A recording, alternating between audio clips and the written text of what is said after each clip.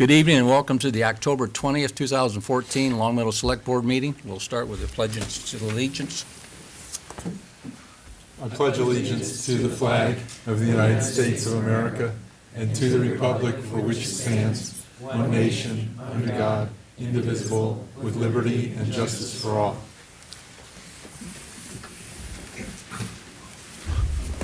I guess we'll start with announcements. Stephen, I guess you had to put on the agenda the property tax bills were mailed out. They weren't mailed. No. There were two mailings in July, Yeah, but Steve, there's just a Richard. reminder because both of those bills came in They in can't, that one mailing. They can't hear They you, are due yeah. November 1st. I'll read this. You want me to just? Yeah, go ahead and read it. Yeah, the announcement is the first and second quarter fiscal year 2015 preliminary real estate and personal property tax bills were mailed together on June 30th, 2014. The two separate invoices were mailed in the same envelope. The first quarter was due on August 1st. The second quarter bill is due on November 3rd, 2014. Please, when making your November 3rd, 2014 payment, use the invoice labeled second quarter payment. If you're unable to locate your invoice, you can contact the collector's office, 567-1066, or email townhall@longmeadow.org, and we'll mail you a new invoice. The collector and assessor's office's regular business hours are Monday through Thursday, 8:15 a.m. to 4:30 p.m., and Friday, 8:15 a.m. to noon.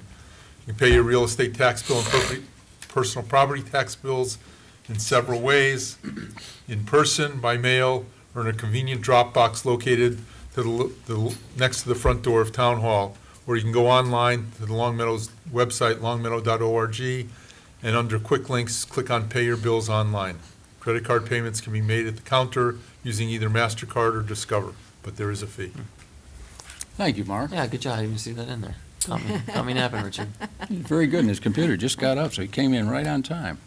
Resident comments. Do we have any resident comments tonight? Jim?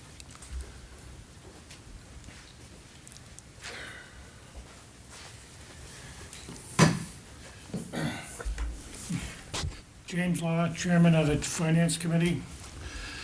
On October 8th, the Finance Committee, at its regularly scheduled monthly meeting, was pleased to view a very forward-thinking presentation of a report by Mr. Richard Foster and Mr. Paul Santinello on future opportunities and probable needs of the town of Long Meadow. Through the years, the Finance Committee has recognized the need for a long-range financial plan, a long-range plan for the town, and has frequently suggested its preparation. This subject document serves as an outstanding framework for the creation of such a plan.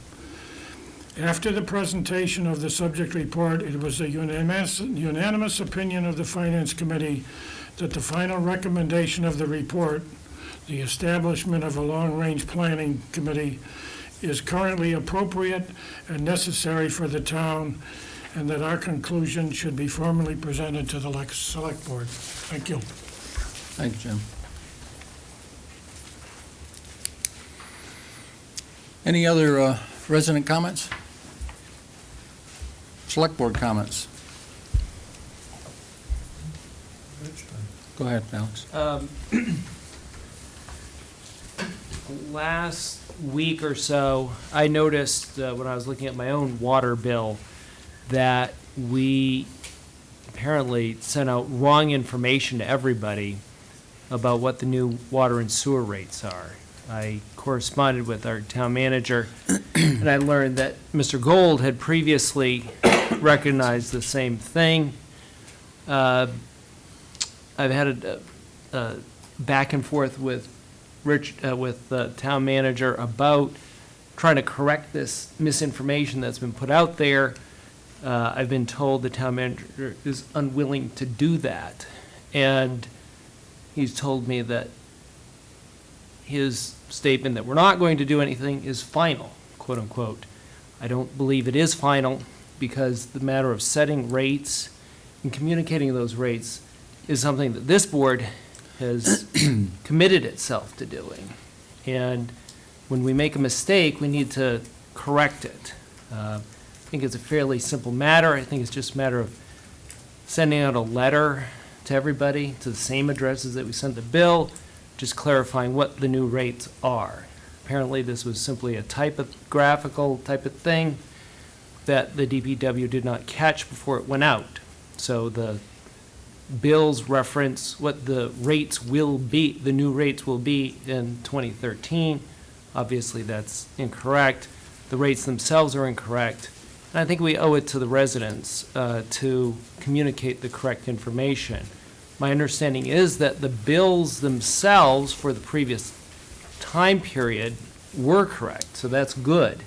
But one of the principles that we've operated by is that people have to know what the rates are before they consume. So right now, they're consuming under the impression, if they read their latest bills, about rates that are not in effect. So, Richard, I would ask that this be placed on the next agenda so that we can just try to address this. This seems to me to be something that could have been taken care of fairly easily, but apparently this is going to be a bit of a struggle.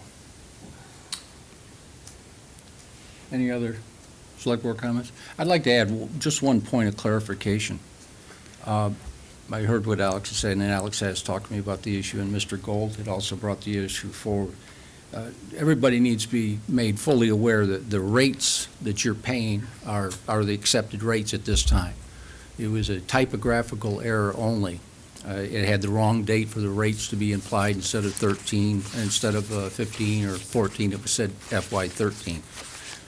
All the other information on there is accurate. The billing part is accurate. And I guess when I talked to the town manager today, I realized that no one actually, a couple of select board members have brought this to the attention. And I think, Mark, you saw it first a couple of weeks ago.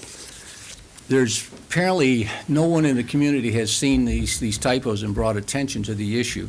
I guess most of them are like myself. They just look at the bottom line, they pay their bill, and we don't get caught up into all the dates and all. But the fact is, there was an error made. I don't know if sending out another mailing corrects anything other than a press release if we had to, or even what we're doing tonight is a public format. The error was made. I think in talking to the town manager, there's been a significant checking around. It's kind of hard to tell exactly where the error did get made because this goes back and forth with the vendor. Apparently they changed processes this year. I'm sure Paul might be able to address this a little bit more in detail if I asked him. But I want to make sure everybody's aware out there that this is an issue, but it's not anything that affects our residents. It's more of an administrative error in the paperwork as it went out. Have I reflected pretty close? Well, I mean, I get, we should clarify that it's not just the reference to 2013 that's inaccurate. Mhm. It says the new rates, I think we refer to 235. That's not what we voted on. So those are not the new rates. So I'm afraid that if somebody were reading that, they would take the 2013 to be incorrect, because that's clearly incorrect, and just figure the new rates for the coming year is 235, when they're not. So, I mean, to me, it's a simple matter of acknowledging when you've made a mistake and trying to correct it. Okay. Any other comments? Can I just ask a question? Yeah. I'm assuming Mr. Pistoza came up here because of that? I don't know why Paul suddenly appeared. Well, if it was going to be a large debate, I do want to say that, Can I just ask a question Sure. before you go into your commentary? Is what Alex is saying correct, that the rate was wrong on the bill? Forget the date, because that was obviously a typo, and we know that, but are the water rates themselves wrong? no, the water rates that were billed to the residents are accurate. There's a statement on the bill that states the new rates effective September 1, 2013 will be, and they are the current rates. So that statement was not updated for when you voted your rates last July. I will say that there was a press release that I sent to the media outlets on July 9th, 2 days after you voted for your water and sewer rates, that identified what the correct rates were and how much they went up and when they would be in effect. I don't know if those were published because, again, I mean, I didn't follow it in the Long Meadow News or anything to that nature, but those were sent out to the media outlets. But the water rates as of September 1st, 2013 on the bill was correct for September 1st, 2013, or are they the new rates that were voted The on? statement on the bill, just the statement, says the new rates effective September 1, 2013 will be. That statement was a year old. Mhm. The actual rates that residents were charged were the accurate rates. Okay, So I mean, there wouldn't be, there's no misbilling or anything like that. Okay, that's It's what- just a statement was made on there that potentially should have been corrected, okay. updated. And since you're here, I know I interrupted what you were going to say, but I'm going to ask is, who's responsible for sending out the water and sewer bills? It's a joint responsibility between the Finance Department, the Treasurer Collector's Office, and the DPW office. Okay. And rather than hearing that, this was just, we have a new vendor, and there was an oversight with the new vendor, what happened that it wasn't caught? Because I'm assuming we, the town, would proof something before we give the final okay to mail, correct?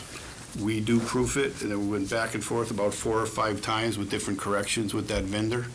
In the emails that I saw between the water, sewer, treasurer's office, and the vendor, that statement actually never came up. It was more involved with rates, Okay. the actual rates, because the rates were going back and forth. The original rates that were put on the billings were inaccurate, and I don't know if people concentrated more on getting the accurate rates in position as opposed to that statement or not. But again, the interaction is with the treasurer collector's office and the water and sewer department and the vendor. And again, going through the emails, I did not see anything in reference to that one statement. And then, because one of the comments made, the town manager at a meeting where this was discussed, that there was a lot of issues with the vendor, is that was a result of where we, one of the drawbacks of outsourcing. We haven't done our own bills in years, from what I We understand. haven't done them 6 or 7 years. So at is this the least. case of that it's just a new vendor and there's some working relationship that needs to be worked out? What has happened is that the vendor who previously owned it sold out to this company. They're called Bill Trust. They sold out about a year ago. We've had some minor problems with them with regard to timing of where these bills, mainly where the bills are mailed from. They're mailed out of New Jersey, where the other vendor was mailing out of somewhere in the eastern part of the state. So there's a couple days delay that we never had taken into consideration as far as mailing bills on a, let's say, a December 31st or December 30th date. Most people get them on the 31st. Now there was like a 1 or 2 day delay. But other than that, there's really been, that's been the biggest problem up to this point in time. And then the confusion, like I said, with the rates and communicating with these people for something that would have been simply, these are the rates that are in effect. There had to be 5 or 6 emails that went back and forth for them to, whoever that individual on the other end, to finally get the right rate on the bill. So there, it was a minor growing pain. Okay. Okay. And was it 1/6 of the town that received the bill? Is that the normal bill? No, we bill all 100%. at once. Every individual got the same bill. So it's all 5,000 All plus residents? 5,000 residents, yep. And we've already proven that we have at least 2 members of the community that read the bill. I think, At And one least 2. spouse of. since this is kind of open for discussion now, Richard, can I weigh in? I think you can, yeah. Thank We've kind of modified the format. I certainly regret the error, and I don't think anyone has denied that an error has occurred and has nothing to hide from. And certainly, when it comes to keeping the public informed, I think during my tenure here, we have used the Blackboard Connect system much more aggressively than we have in the past, and tried to keep the website updated. I think we focused on keeping the public informed. By and large, and I've been working in municipalities for a long time, and when there's confusion, people call. And were this an issue where we were receiving a large number of phone calls to our collector's office saying, what's the deal with the bill? Is it right? Is it wrong? I would certainly agree that we need to take as broad a communication approach to set the record straight. Where I think most people have just paid the bottom line or just assessed on their own that the date is simply a typo, they have paid the bills. In fact, I asked, have we gotten any other calls, and have collections been coming in? If collections were lagging and people were just simply sitting at home not paying the bill because they didn't know what to do, that would also be an indicator of confusion.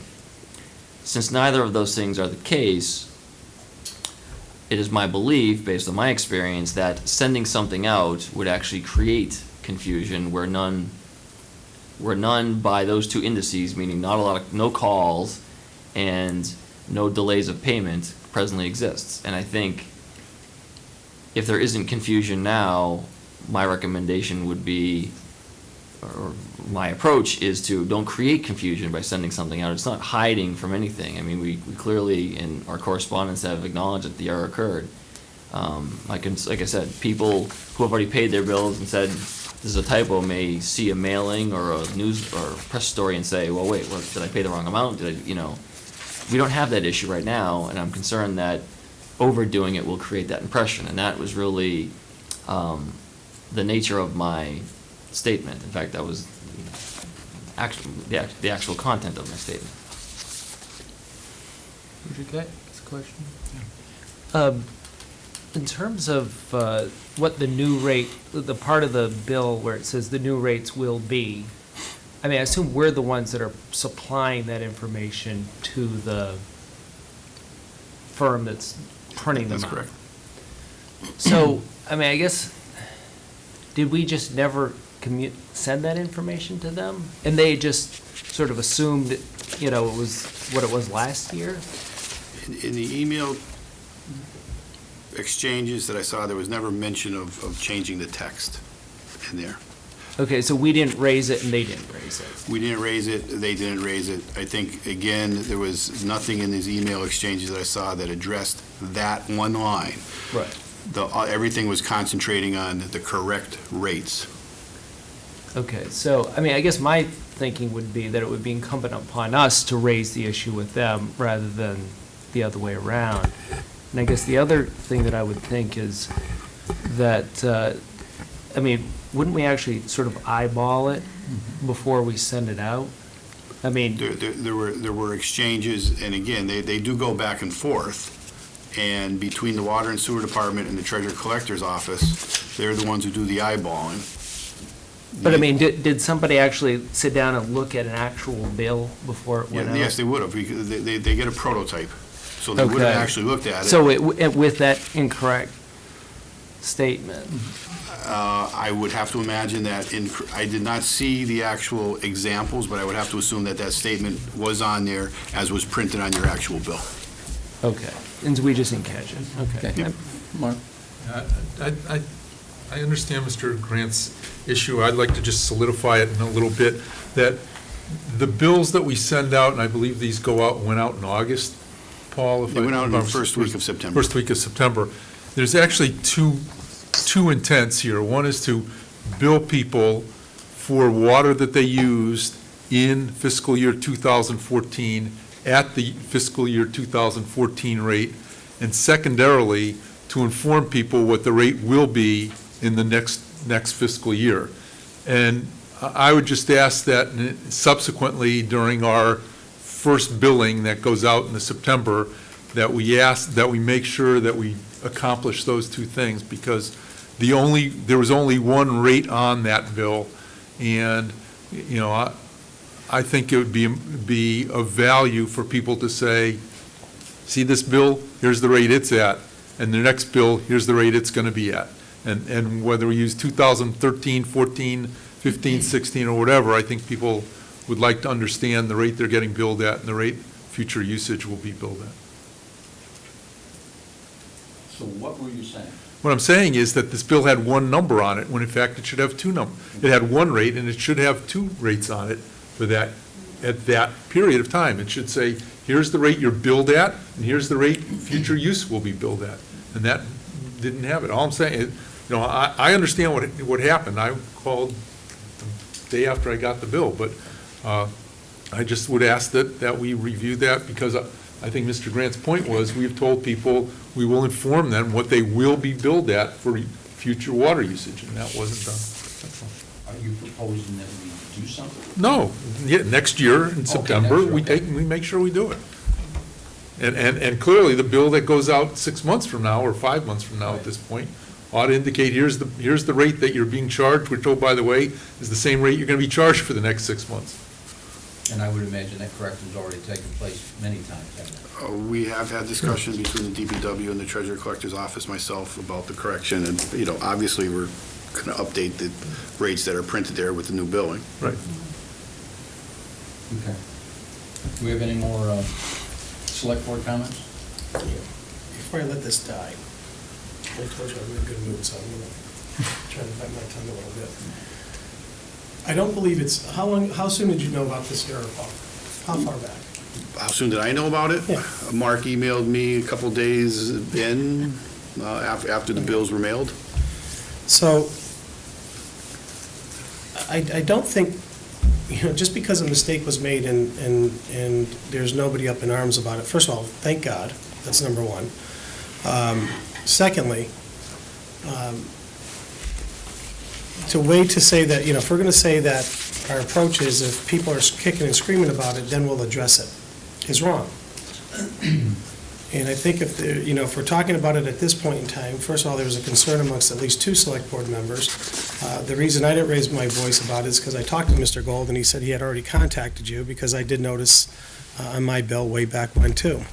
But I thought I was just 1/6 of the town that was getting it. I didn't realize we were billing all at once, which is, I think we talked about that, and I made the assumption we're still in the 1/6 cycle. But just to say that no one's up in arms about it and a mistake was made is not to say, and ignore it and say, well, let's not look over here because we don't want to cause more confusion.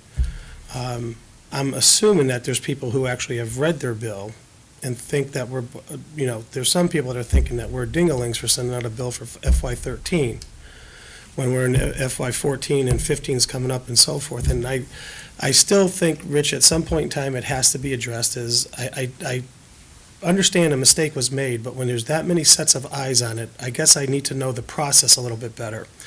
I do mail-ins all the time, and I have to sign my life away before that mailing goes out, so I don't have any recourse against the people who sent it out. And if there was a mistake made with the vendor, and we're still doing business with the vendor, we probably have a problem. This wasn't a little error, it was a bigger error. And just because people don't have pitchforks in their hand doesn't mean that it's not a big deal. Because the next one will be a big deal that happens. And I agree with Alex that it should be on an agenda in a future meeting. I think that there should be a release that said, that tells people, look, the rate, everything you did was right. Just there was a minor misstep somewhere along the line, whether it's a press release in the newspapers, put it on our website so people are aware of it because they heard it already on the meeting tonight. And people are going to go back now and look at the water bills. And I'm sure there will be a little bit of a uproar, but I don't think to say that if it's, if people were angry, that's when we're gonna go out there and get in front of it, because we're not getting in front of it, we're behind it already. And I do believe that, a mistake was made, and if we're just gonna walk by and say, well, it's no big deal, we wouldn't do it in our schools, we wouldn't accept it if our kids did it in the school system, we wouldn't accept it if this was something else that was done that was on a road project, you'd be kicking and screaming as well. And I just think that it's not proper management to say, no one paid attention to it, or everybody just paid their bills, it wasn't a big issue. And I'm paraphrasing, and I don't think that's the proper way to manage. You get notes from car companies that say, we made a mistake here, and, here's where it is, and it's 5 years later. I just think that's not an acknowledgement of how to, if you're gonna wait till people are angry before you address it, then you're not managing, you're reacting. I'm going to take one more comment, and we're going to move on. Lori? I'm torn on whether to speak, because now it's 25 minutes on this issue, and I believe that it does not belong on a future agenda. I believe that our CFO has explained they saw the error, they've discussed the error, they've looked to review the pattern on how they were going to fix it, and they've decided which is the best way to mitigate any problems with this. Suggestion on the website or something like that. The idea of spending money to send it out, I think the letter would be confusing, and I think that our CFO has run his department very well, very professionally, and if he feels this is the best approach to take with a typographical error that was occurring on a bill that did not affect anyone's billing, I do not believe we need to spend more than 25 minutes on it. And I feel that appropriate actions are being taken now.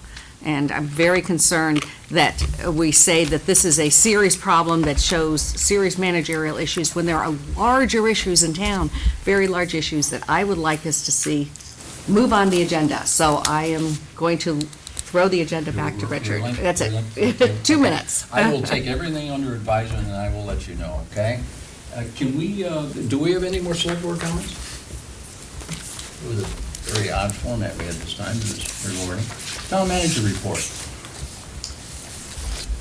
Thank you, Richard. You have the reports on the departments in your packet. One thing I'd like to point out is in the, or the several things, but the first one is the building department's, in the building department's report, he talks about how he received complaints from a couple of vacant properties and how the properties had actually been registered under our new bylaw, and it was easy to find a local maintenance company to contact and address the issues. And, when the board recommends bylaw changes to town meeting and town meeting approves them, to me at least, it's good to know that they're having their intended effect. So I just wanted to highlight that. Another item that was highlighted is our net metering credit for our electricity. I'd ask Paul to just explain that a little bit. This goes back a few years, and Mark Gold's probably the only one who probably has any recollection of this, but we did enter an agreement with a solar photovoltaic facility that was recently opened in Tallinn, Mass, where we're going to start getting part of the financing that they needed. Is they need a municipal agency to jump on board for their financing, and they'd offered us a 15% discount as far as credits were concerned. This facility came online the first week of October. We should see credits within our electricity bills, and there are some, any bills issued maybe after the middle part of November. We're expecting probably about $30,000 worth of credits back to the town, shared between both the school and the town, be it now, and I believe it's a 20-year agreement. It might even be more than $30,000, the way that the rates are projected to go up. But again, those credits will start to roll in November. And that was implemented when? So long ago, we Started a forgot while. they were coming until the thing came online. Started a while ago. Some of the documents were signed when I was the acting town manager, quite honestly. Then Barry took over. Which time? Which is ancient time. Yeah. But anyway, those credits should begin to roll very shortly. Do you have any plans for those credits? I'm sorry? Do you have any plans for the money? It's a reduction in our electric bill, Just so. What I mean, we are gonna save money. Have you thought about where that money that we're gonna save is gonna go? Well, again, Besides the general pot? Yeah. when we look at next year's budgets, the budgets can be reduced to a certain degree, knowing that that money is going to be offsetting their actual total cost. Right. But I mean, if we're savings, it would be nice if we said that money is going to go someplace into something. The fact of the matter, Richard, is we're kind of both, the school and the town are going out to bid, and the rates that we're seeing on a kilowatt hour range is going to eat that up pretty quickly. Disappear. Yeah. And then some, yeah. Go ahead, Steve. Sure. The food pantry report is in here, the monthly from the Council on Aging, and it's not typically included, but I want to just to highlight that our new executive director started today, Amy Sada, and I just want to commend the work of the folks, the staff down at the Adult Center, who really stepped up, and even though I was interim executive director, which was really a really gratifying experience for me, because my main goal was to get to know the people that work there and get to know the work they do a lot better, because I don't obviously spend a lot of time over there. And I'd like to think that I accomplished both of those goals.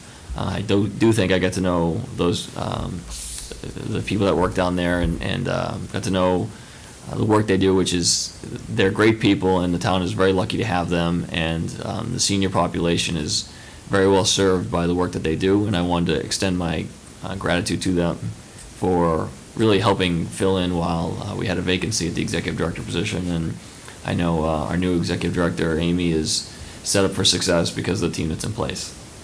Finally, just getting to my memo that you have in front of you, the app called YourGov, which is basically a public reporting of public works or street issues, is now up and running. You can link to it through the town's website, or you can find it through your mobile device at an app store. I do believe they have it for both iPhones or Apple devices and Android devices. And if you go to the store or your app store and look for the YourGov app, I believe it's a free app, and you can go around and report a pothole or a tree branch down or something else. You can actually take a picture of it and send it in. It'll go in as a work request to our DPW. You get an email back. You'll have to register, obviously, when you do the app with your email address. You'll get an email back saying that they've received it, and then once the request is verified and addressed as a part of the normal work of the department, you'll get an email saying that the work on it was complete. We've talked about this in the past, but I think what's good about it is our department has shown itself to be very good about getting work done, and we've talked about things that really haven't probably been to the level of standard that they should be, but a lot of that being just not being noticed. And I think this app will help greatly in that regard. We'll have everybody with a smartphone can now be, an inspector for the town and identify work that needs to be done. We did apply for a Community Innovation Challenge grant to the Commonwealth. The purpose of the grant is it's really a partnership between the Western Mass Fire Chiefs Association and Riverside Trauma Center. And the purpose of the grant is to develop tools to help deal with post-traumatic stress disorder, PTSD, for first responders, fire, police, and EMS. It's something that when the Community Innovation Challenge grant is more about consolidating departments and things like that, but this is something that is near and dear to our heart and is a need that is really quickly emerging. It's been emerging for a long time, but we're learning more about it. And there really are very few resources out there to help local departments address issues of PTSD when they affect their department. So I'm hoping the state will fund this grant and we can really help departments avoid really the costly, both in a financial and in a human toll, result of having people with PTSD in their departments. Not such great news on the streetlight purchase. We did meet with the electric utility, WMECO, and the streetlight purchase price has essentially more than doubled since we last discussed it in 2010. Apparently, they did a change in their depreciation formula that was approved by the Department of Public Utilities. That was a driving factor behind this change in price. We had a somewhat lengthy discussion with them about what that meant and what we felt was reasonable. I believe under the law, if we want to buy the streetlights, we have to.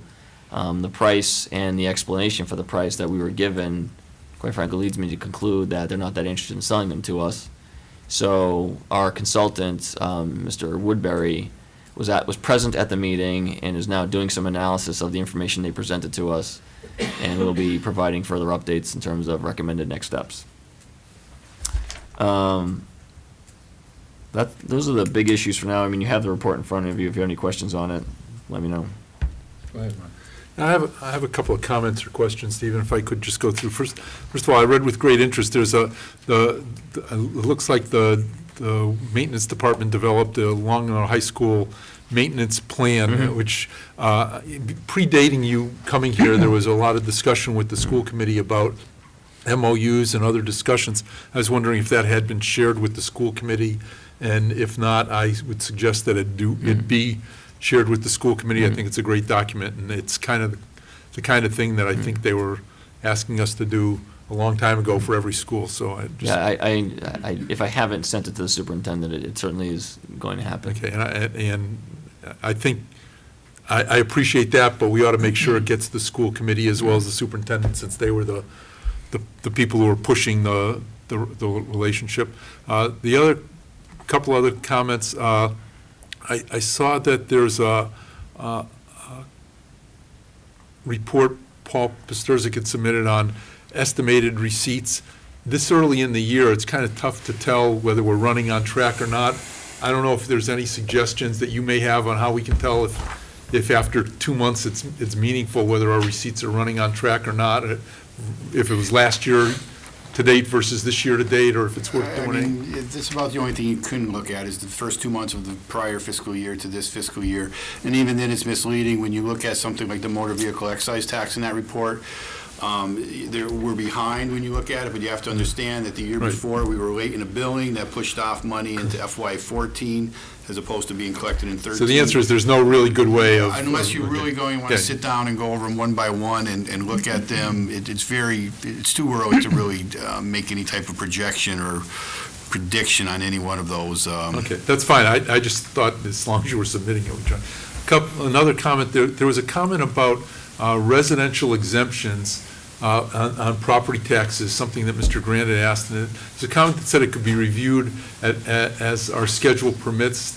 Richard, I'd like to ask that we try to do that before our tax classification hearing, which sneaks up on us the end of November, because otherwise we're going to spend the entire tax classification hearing talking about the same topic, which was this residential exemptions. I don't know if anybody else picked up on that, but I think that might be helpful. To hear the presentation. Yeah, whatever it said, that it said residential exemptions can be reviewed as our schedule permits. That- Can be, his findings can be Right, presented. right, presented. And I'd just like to do that before the tax classification hearing, only because otherwise that's all we're going to do with the tax. You can take care of that, Steve?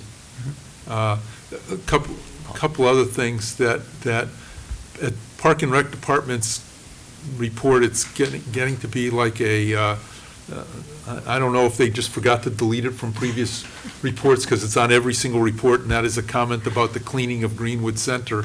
And I'm just wondering if, as we go into a budget cycle, we should determine whether or not the outsourcing is ever going to work there on that maintenance system or janitorial service or whatever it is, but it seems to come up over and over and over, like every month this year. I It know it's does, I higher, mean- it's higher cost, but if we're not getting what we want. I agree with you, Mark, and there are, by and large, I think outsourced custodial, because it's not just the year-to-year salaries of custodians, it's OPEB liability Yeah. and potential future costs. But not every building is the same and has the same needs, the same level of priority for cleanliness. Back of office or back office functions don't need to be as clean as floors that toddlers sleep on during the day. Or where children are getting ill. Correct. So, and I think it is on there every month. I don't think every day is bad. I think it goes up and down a little bit. This is another one of those contracted services, be careful what you wish for. And so we are actually evaluating options where, for our budget purposes, is it appropriate to bring on, because the schools have full-time custodians that are town employees. And so is it appropriate to have one additional custodian, town employee that works just on Greenwood and focuses just on that building, and then also can provide assistance as what they call a floater that works in between school buildings? We have to figure out what that would cost and run an analysis against what share of our contract Greenwood is. I just ask that you make a recommendation to the board. It'll be a part of as the- part of this, as part of the It'll budget. be part of the budget, that's our plan, yeah. That's great. Just two other quick things.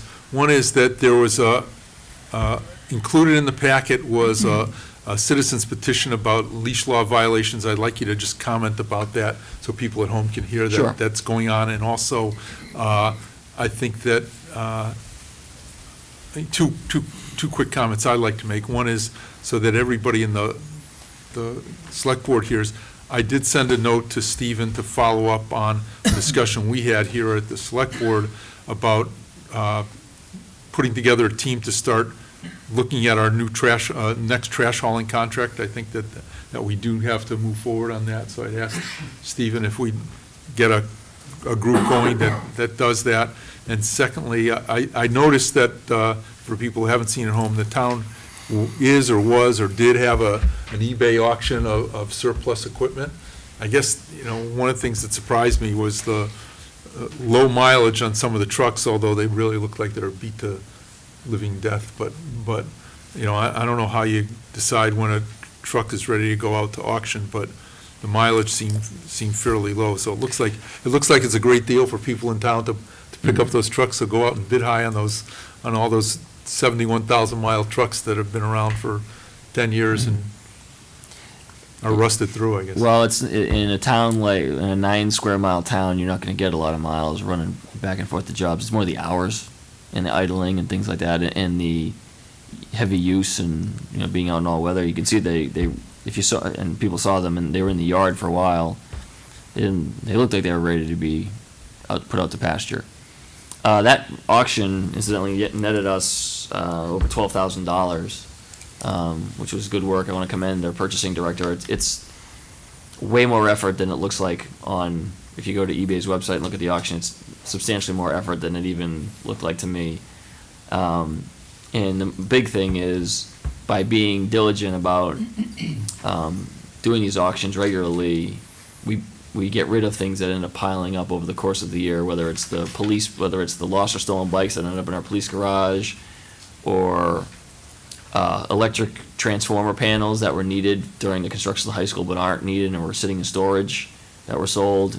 It was a way to clear out materials that aren't needed in our storage space that is somewhat limited, and also get some money for the town.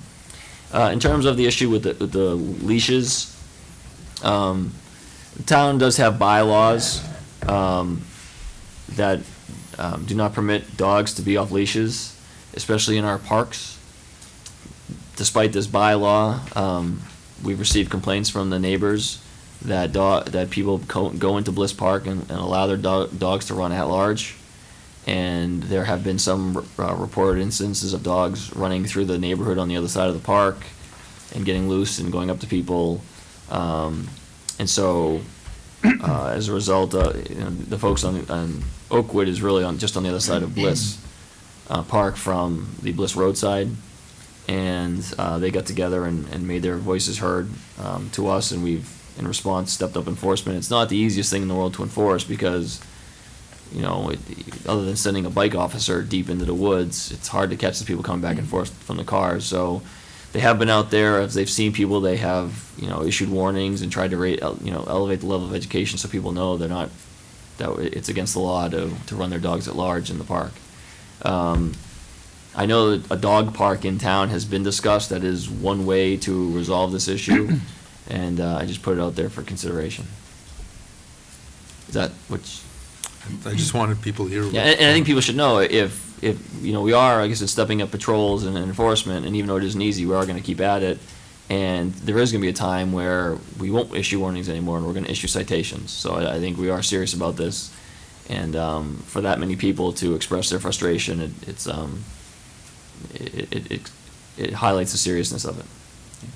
Richard, just one last thing. There was comments in there, there were comments in there about our police staffing levels, and I don't think that's necessarily public information because of security issues, but I'd like to suggest we have at some point an executive session to talk about our police staffing levels. Anybody else have comment? Paul? I'm going to make a suggestion. I know you have town manager reports. We get them in our packet, and we see them. And some of these have almost become just tonight, like an agenda item without having it placed on the agenda. The town manager you made another comment about outsourcing the custodial and be careful of what you wish for.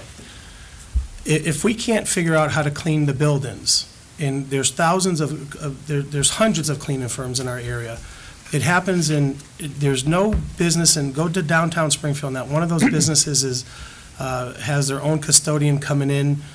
If we can't figure that out, then we've got a problem. And I understand that some floors may need to be cleaned and some waste baskets need to be empty, but if we can't find one cleaning service, find two. I don't know how this becomes an issue. It was mentioned during the budget season how, I think it was the chair of the park board that was in here and saying that it's been deplorable and they've been raising concerns, and that was the first time that the select board heard about it. It's not be careful what you wish for. There was a directive way back to go to one custodian, it was many years ago, or go to outsource the custodian years ago. And if we can't figure that out, then we've got a bigger problem. It's not, hiring, putting somebody on the payroll, Mark, is not the answer to the question about keeping a building clean. And I just, it's the comment that be careful what you wish for. Figure it out. That's what you're supposed to do. We're on our third one in the 18 months I've been here, Well, Paul. then And if you have a better idea, I'm all Fire ears. them and get another one, Stephen. Okay. You're the manager, you're the one who went to school for this, you're the one who knows about it, go do it. Yes, and But you just keep bringing it back and say, be careful what you wish for. Okay, and if the floors can't be cleaned to the satisfaction of the daycare, then we got a bigger problem. And it's not bringing someone in, because then you better find someone who's qualified to do everything that you want them to do in all the buildings that we have. It's a scapegoat. That's all it is a scapegoat. Oh, wow, that's something. Well, no, you let Mr. Gold bring these all up and have this discussion. You opened the window for it, okay? You did, there the questions were This is raised. comments, we're doing a comment session, it's not. No, it wasn't comments, there was a directive issued as well. There was something that Mark just asked the town manager to follow up on. So this wasn't just comments. This is comments revolving the town manager's report, Paul. No, there were questions and concerns, and Mark raised the point, and it was answered. There was another issue that was, and I forgot what it just was already, in which you just said to Stephen, are you going to take care of it? You made it, I'm making my comments. These are all coming off here. So what's the difference between what I'm saying and what he's saying? I don't. So what's the timeout for? I don't know, I don't know what the think we're gonna timeout's for. solve anything by arguing here about custodial services that we have in the town. It's the process, Rich. It's the same thing that's been going on, and these reports are in there, they could have been read, they could have been questions asked. You brought up, I don't know what we're talking about, a leash program in the park, and we're gonna crack down on the leash program, and I don't know where you're going. We're talking about 25 minutes of talking about a bill that's not important, but now we're gonna talk about custodial services, and again, Mr. Gold brought it up, not me. Well, the bottom line, I guess we've been through 3 contracts in a little over a year period of time.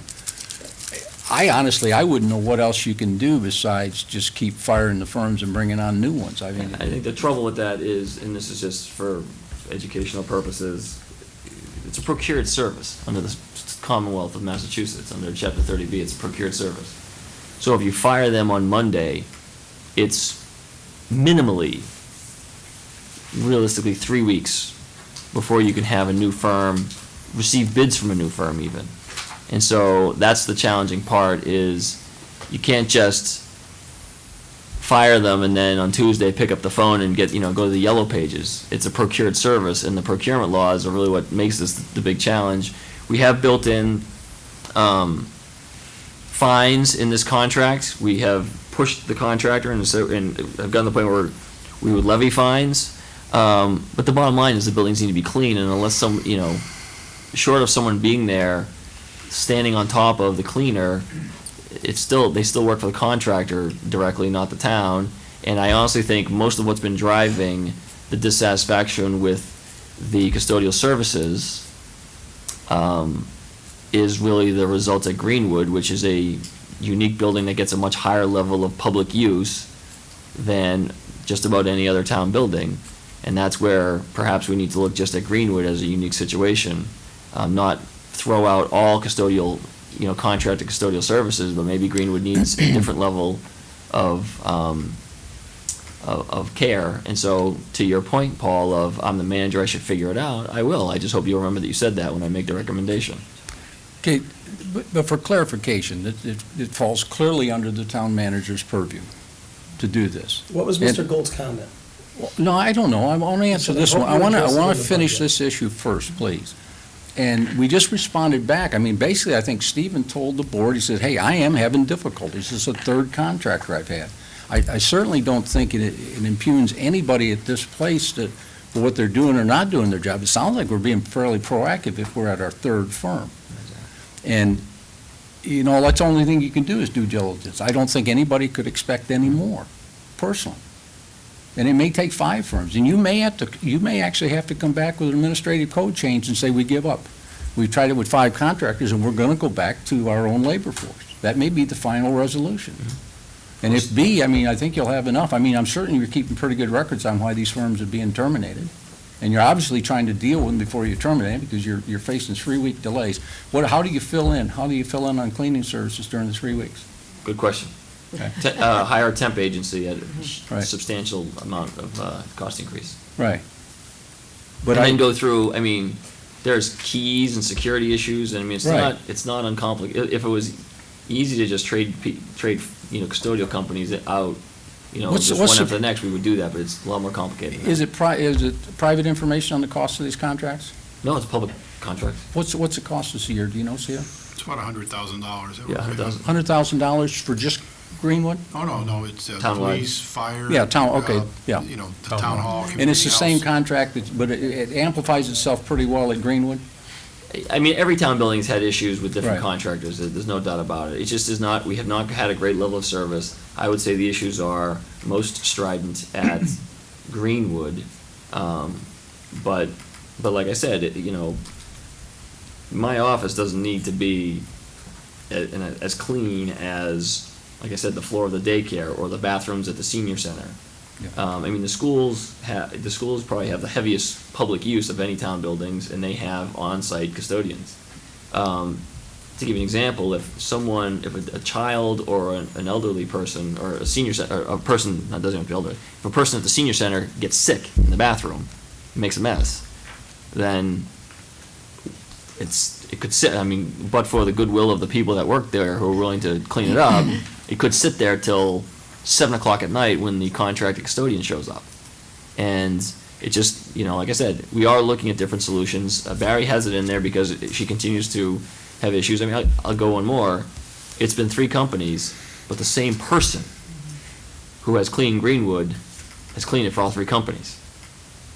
And Well, if you got it for $100,000, there's just no way that you could ever labor yourself up to do the work for $100,000. no, it's not great working environments, and Yeah. I've spoken to the people who clean them, usually in my office when they come by, Yeah. and they have 6 or 7 buildings a night they have to get through, and it's Right. thin margin, high volume business. It must be thin margin. And like I said, we have perfectly valid reasons why we should contract out custodial services at a certain level, but it may not be the right fit for every single building or every single Right. service. So you're actually still in this process of making the determination on what's the best move Yeah. you can do, because you're not having good luck. Well, like I said, if we decide we're gonna terminate the contract, that there's a level of preparation that goes into that, Right. we still need the buildings clean. Right. Did I answer your question? No, No?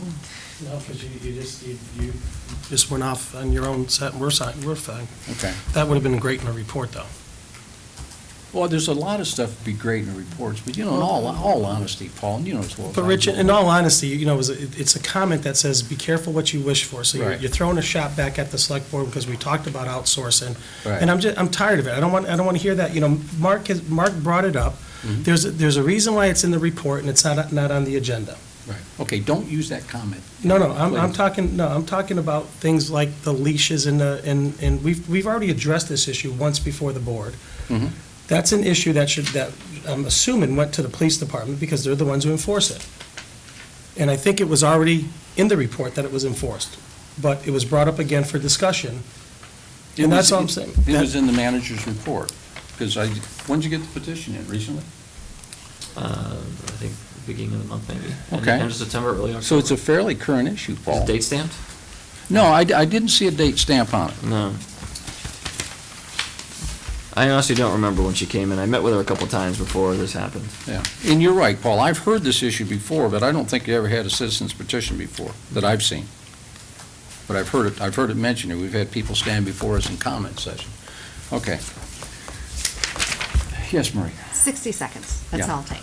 First of all, really excited about the app. I'm waiting for a couple of years about that when I first heard it came out. I know the DPW will probably be overwhelmed in the beginning by everyone coming up, but I think it's a fabulous communication tool.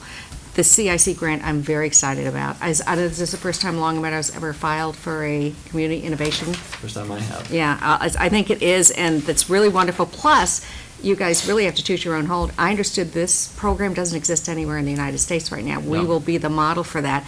And what's nice about the Community Innovation Grant is it's a different way of solving community problems. So it's not just regionalization, even though you are dealing with the regional, and I think it's really going to do some fabulous things. Last question on the streetlight purchase, green communities. Is there this is where we decided to spend our money. Is there a dead drop date we need to spend our money by? I mean, do we lose it if we haven't done it by a certain date? Not that I'm aware of, but if, we would obviously file for an extension. I think the state would understand that. I think we would have a very good case to be made that we have not been, first of all, we requested the information from Wamiko in June, at the end of June. And it was, according to them, summer vacation schedules and this and that, and then we received the information last week, the morning of our meeting. Well, can you just check to make sure we're not running up on anything? That'd be great. All right, that's it. Thank you. Just according to David Miller, no, you don't lose the, Oh, we don't. we don't. No. That almost becomes essentially a placeholder. Yeah. Okay. I had asked So- PVPC the same question, they said no, but I did not actually go to the contract document and look it up, but Yeah. our understanding is no. And even if, like I said, even if we were, I'm sure the office would, the executive office would grant us an extension. Okay, because I just want us to make sure, because I did have a discussion with the Energy Committee, and I was speaking to Arlene Miller, and she said we might want to just make sure, like you said, it could be an extension process, just so we do keep our foot in the door. Thank you. Alex, you have anything? Nope. Okay. I got a couple things real quick. I agree with what Marie said on the Your Gov app. That's a fantastic move forward for, especially the people if they will use it, and especially if we can get that response pattern. That's an excellent move forward in our town. I hope everybody listening understands what a phenomenal tool has just been given to you, where you can literally take a picture of a maintenance deficiency on your phone and email it in, and it automatically goes into the work order system, and a work order report will be issued. And you will get an email back from when this thing actually takes place. It's a phenomenal move forward in a progressive maintenance program for our community. Also, at the Long Meadow High School, and Mark mentioned this large plan. I've got, maybe 70, 80 sheets. And this is a detailed plan of all maintenance procedures at our high school. It talks like the generators will be exercised on so many frequencies of months or weeks, and it tells who's going to do it. It has the costs associated with it. You've heard a lot about asset management. Well, this is the beginning of asset management. This is the type of detailed reporting that a maintenance management system that's well-run will do. And it also, if this is accurate, it also tells you exactly how much FTE you need at the high school for maintenance. And as they start tracking and go through this year, they'll update it, and eventually you'll have a fairly squeaky clean document on what it's costing us to maintain the school, plus the fact if it's in print and it's monitored, we are maintaining the school to the standards the manufacturers want. So that's a great move forward. Okay. Can I just two comments on Yeah. that? The first is, what's great about that report is all of the first 20 pages or so are narrative. Right. The whole back of it is basically a summary run from the School Dude work management software. So that entire plan is already preloaded into our facilities work management program. So the work to do that plan, nobody has to go back and say, geez, we ought to check the plan, what we're supposed to do this month, it's gonna come out automatically, which is something we've talked about a lot. And on the Your Gov app, it's a part of what's, Cartograph is the software provider for our work management system. One of the things, this is a little bit behind the scenes stuff, but the other thing we've done is we've revised our work order sheets and our work reporting sheets that the DPW personnel do, and we're now collecting a much more detailed information in terms of the work they did, how many people were there, how long they were there, what equipment they had with them, how much materials were used, things like that. Right. And so the cumulative effect of all this is going to be a much better data-driven assessment of the work we do and how long it takes us and how efficient we are. It's going to be some months before we build up a database that is strong enough to really, use it for analysis. But, it's one day at a time doing this stuff, and I really do want to commend the work of the DPW. As you all know, they've been a little short-handed this summer, and they've pushed through and implemented the management plan, overseen some pretty significant projects, and have adopted or implemented the Cartograph system. This one has not happened as fast as I would have liked it to have happened, but now that it's here, I'm pleased. Okay, good. Also, no other comment? I'll entertain a motion to approve the minutes from August 18th Select Board meeting. So moved. Second? Second? I'll second for the purpose of discussion. Okay. I had some corrections that I don't know if people want me to go through them. I did email them to I think to Rebecca. I don't know if you got them to other people as well, but I'll be glad to go through them if people would like to do that. Not required for the record. The minutes will come out, and you've got the corrections. So I'd like Unless to there's just opposition to the corrections. just depend that it be, offer an amendment that it be corrected or approved as corrected. Okay. The second on that? Second. Okay. Any discussion on the amendment? All in favor? Aye. All opposed? Okay. Back to the initial proposal. We had a second on the minutes, and we have the corrections being made. Any further discussion? All approved? All opposed? Are we up to date on our minutes? No. Pardon? Right. Paul voted against on Against. both, Oh, against? on the amendment and the motion. Oh, on both? Okay. We have, no, we're not up to date. Okay. We can be talking, I guess, to the recording secretary after the meeting, and see what the schedule is for getting us up to date. I guess you've had some computer problems, Not happy right now with the laptop. yeah. Should we move down to the one day? Yeah, we can. Yeah. Yeah, we can. Because I have a feeling we're going to be really long on that. Yeah, we could be. Yeah, why don't we, everybody through on the minutes and all? Okay, let's slip down the new agenda. Let's get the one-day liquor license request. I'll entertain a motion for approval of the one-day liquor license. So moved. Okay, second? Okay. Hmm?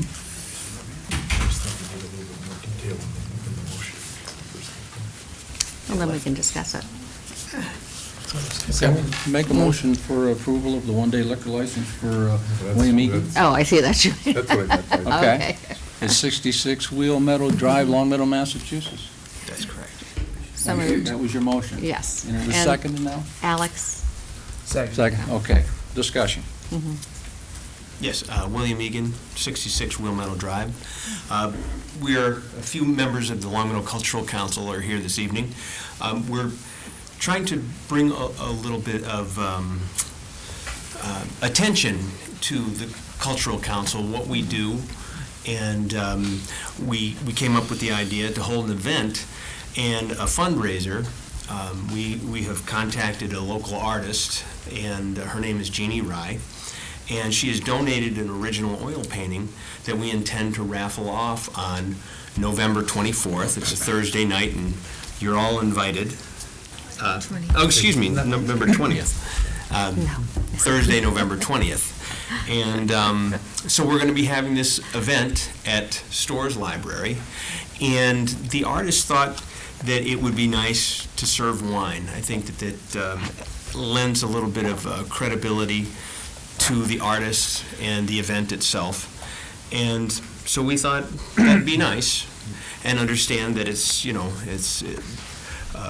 the one-day liquor license is something that needs to be considered, and, we are hoping that you folks will consider it favorably. Discussion? Go ahead, Paul. How are you? Great. The only issue I have is that alcohol is prohibited from being consumed on town property. And every one-day liquor license we've had and approved has been for consumption of alcohol on town property.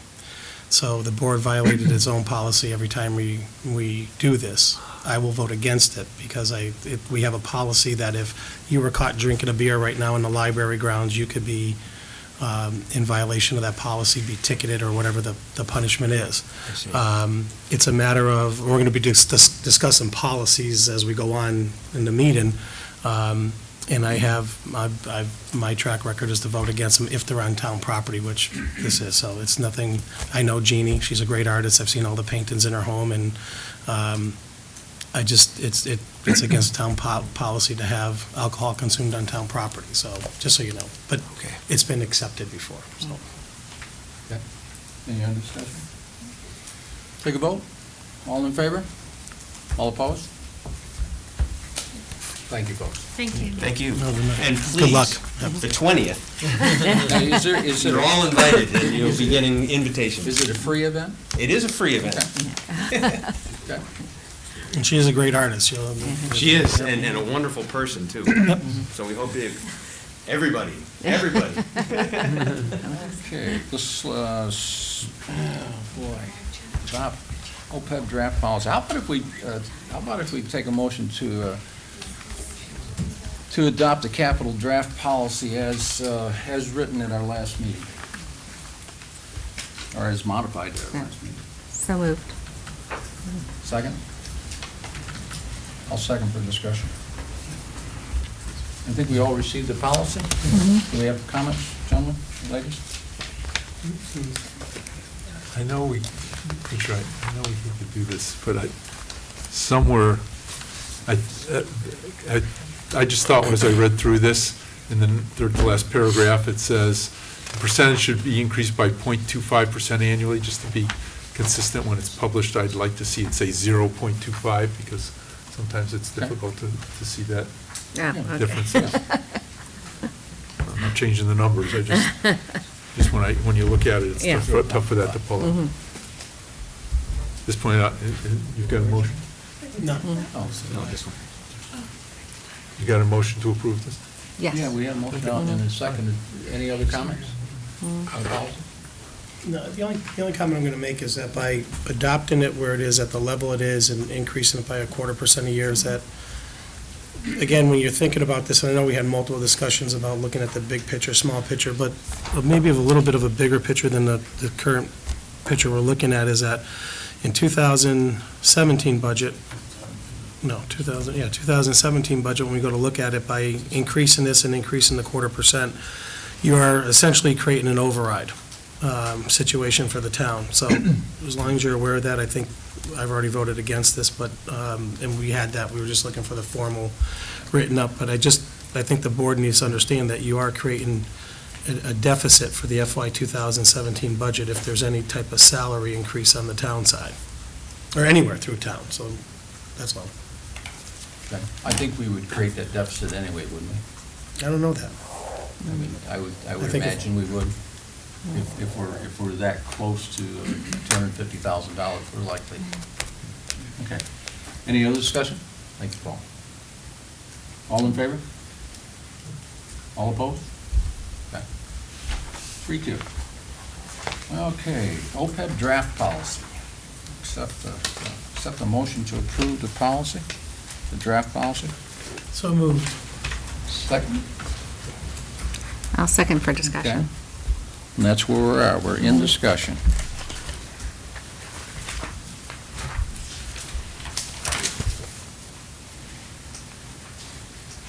The Yes, Marie. The one thing I was hoping that we would add to this, there was two things, I can't remember the second one now. The first is that we talk about putting the money away, and we call it the trust balance, but it's not really currently a true legal trust. And my understanding in speaking with an attorney who specializes in this at the MMA is that we really should make it a true legal trust. And Hey, Paul? I'm not sure if that information I received was accurate. Oh, no, that's fine. I'm not even thinking of that. I think it's a two-part question, quite honestly. The section of the law that we adopted actually does refer to it as a trust fund. Right. So we're accurate in that statement. But is it a true trust fund in the eyes of like GFOA and things of that nature, legalities? No, we would have to make some further documentations on exactly how it's going to be spent and how it's going to come in, things of that nature. That is one of my FY15 goals, and just really haven't gotten to it yet. But I will begin to work on it and again, get that process, because the other thing I want to do is propose that the funds actually be invested by the retirement system, Oh, okay. for a longer-term investment growth as opposed to just us rolling it over into CDs. So it's kind of a two-part process, but you're right, what the lawyer did tell you was accurate. Well, should that be part of this draft, this policy, to those two things that it would be invested in, or do you think that's getting down to too much detail in regards to a policy? I would think that's getting into too much detail, but it's up to you folks. Go ahead. Yeah, just, Marie, just as a comment, I like the fact that it's not a legal trust, that because so many things can happen, it's put aside, it is held aside, but if 2/3 of the people in town, residents of Long Meadow, think that there's a more important need for funds, it's their funds, it came out of their tax laws, I think they ought to have a right to move it. I understand it's an obligation, and to that degree, there's another comment I want to make in a second, but I disagree with making it as a trust, but just for that purposes. The second part I want to do is, it is an obligation, I think it's the town's obligation and the first sentence says, "The select board recognizes it has," and I think it ought to be saying, "The select board recognizes the town has." It's not the select board's unfunded liability, it's the town's unfunded liability. And so I just suggest that we take out the word "it" and change it to "the town." But other than that, I'm okay with this. Any other comments? Yes, Mary. The reason that they emphasized it was important to have it as a trust is they said the next step in order to really address this liability is that we have to have buy-in with our employees. The employees have to realize this is really important to them. And now unions are starting to sit down and they are negotiating funding of this liability. And the only way they feel comfortable, employees comfortable doing that, is when they know it's in a trust that's not going to be moved around by the town, and that this is their money, and it's definitely going to guarantee be spent on their retiree benefits. The other thing that this board did, which I think was really important, is they made it a line item of the budget.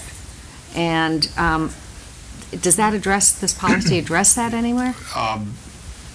Yes, actually it does. It says, beginning in fiscal year starting July 1st, it's the second sentence, 2013, the select board will recommend as part of its annual budget process a sum of money. There is a separate line item that began in FY14 that puts aside money. And I think that's what that sentence was actually made to be. It's part of the annual budget process. So that's enough to Yes. emphasize we made it, because I think that really did step up our game when we made it part of the Right. line item.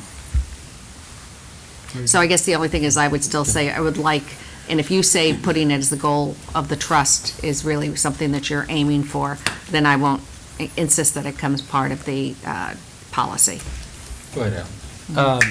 I mean, whether we decide it in this policy or not, I think the decision of Yeah. whether to put it in a legal trust so that it's beyond our control versus not, I mean, that's a huge decision. Yeah. I mean, I don't think that's a detail, that, I don't know whose decision it would be left to if we're going to remain silent on it. So, I mean, I think we need to resolve that one way or the other. I guess the question I have, and I must say, when I went to the MMA conference last year, I spent most of my sessions listening to talk about OPEB. So I'm very interested in this. The thing that I could never figure out, and I don't think anybody could really speak to, is what exactly you were accomplishing. You know, it's almost like you do it, you know, because it feels like the right thing to do, not necessarily because you can see how it's going to actually, you know, result in solving the problem. You know, the 0.25%, I remember asking the auditors, I said, is there a material difference between 0 and what we've been putting to OPEB? He said, no. Okay, maybe it becomes material once it gets up to 2%, but of course, if we got to 2%, that would have a major impact on our budget. So, you know, I'm not sure I'm in favor of this, you know, without a sense of how this is going to work. You know, are we spitting into the ocean or not? I mean, the other thing about OPEB is that we're talking about healthcare policy. And most healthcare policy is beyond our control. Obamacare. I mean, remember we were talking about that last week, how some of those regulations are impacting how much we're paying for healthcare. So ultimately, it seems like we're doing something that costs a lot of money from our perspective, and the effect of that, you know, could be overwhelmed by what other people are doing. You know, it's a little bit like, you know, being really careful with carbon in your own house, and then watching somebody in China, you know, have a coal plant and spew out lots of carbon. You know, it's like you've done your little part, but in the grand scheme of things, it doesn't seem to matter. So, you know, to me, you know, staying with the gesture is one thing, but increasing it every quarter, every year, I think would really cause a pinch without any clear payoff. I've got a question. Something was said last year, which I didn't quite understand, since I have you here and we're talking OPEB, in that we finally, for the first time ever, went into the red. Was that we're no we're no longer able to cover our current employee retiree costs? What was that line? It's a balance sheet presentation that the liability for OPEB that is accrued actuarial to our actuarial studies, the liability is being booked on the town's records. But because we only have a couple hundred, and it's a big liability Okay. that is accruing, it's like $1 million a year, but we're only funding it at, $115,000 a year.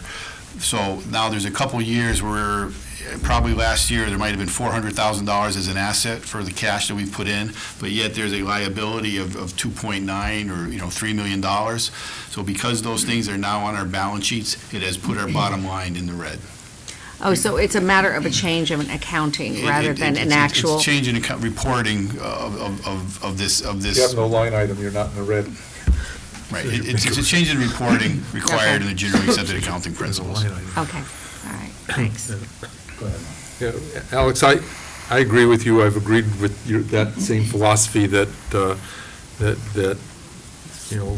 again, I'll repeat what I've said many times before, we're either one of the few smartest communities in the Commonwealth or one of the few dumbest by putting aside money into OPEB. But the fact really remains that whether the number's 15 million, 20 million, or $25 million, there is a future liability that we have for our retirees' medical benefits, and we're a long way from being there. And I think we've got to do something to begin to address that issue.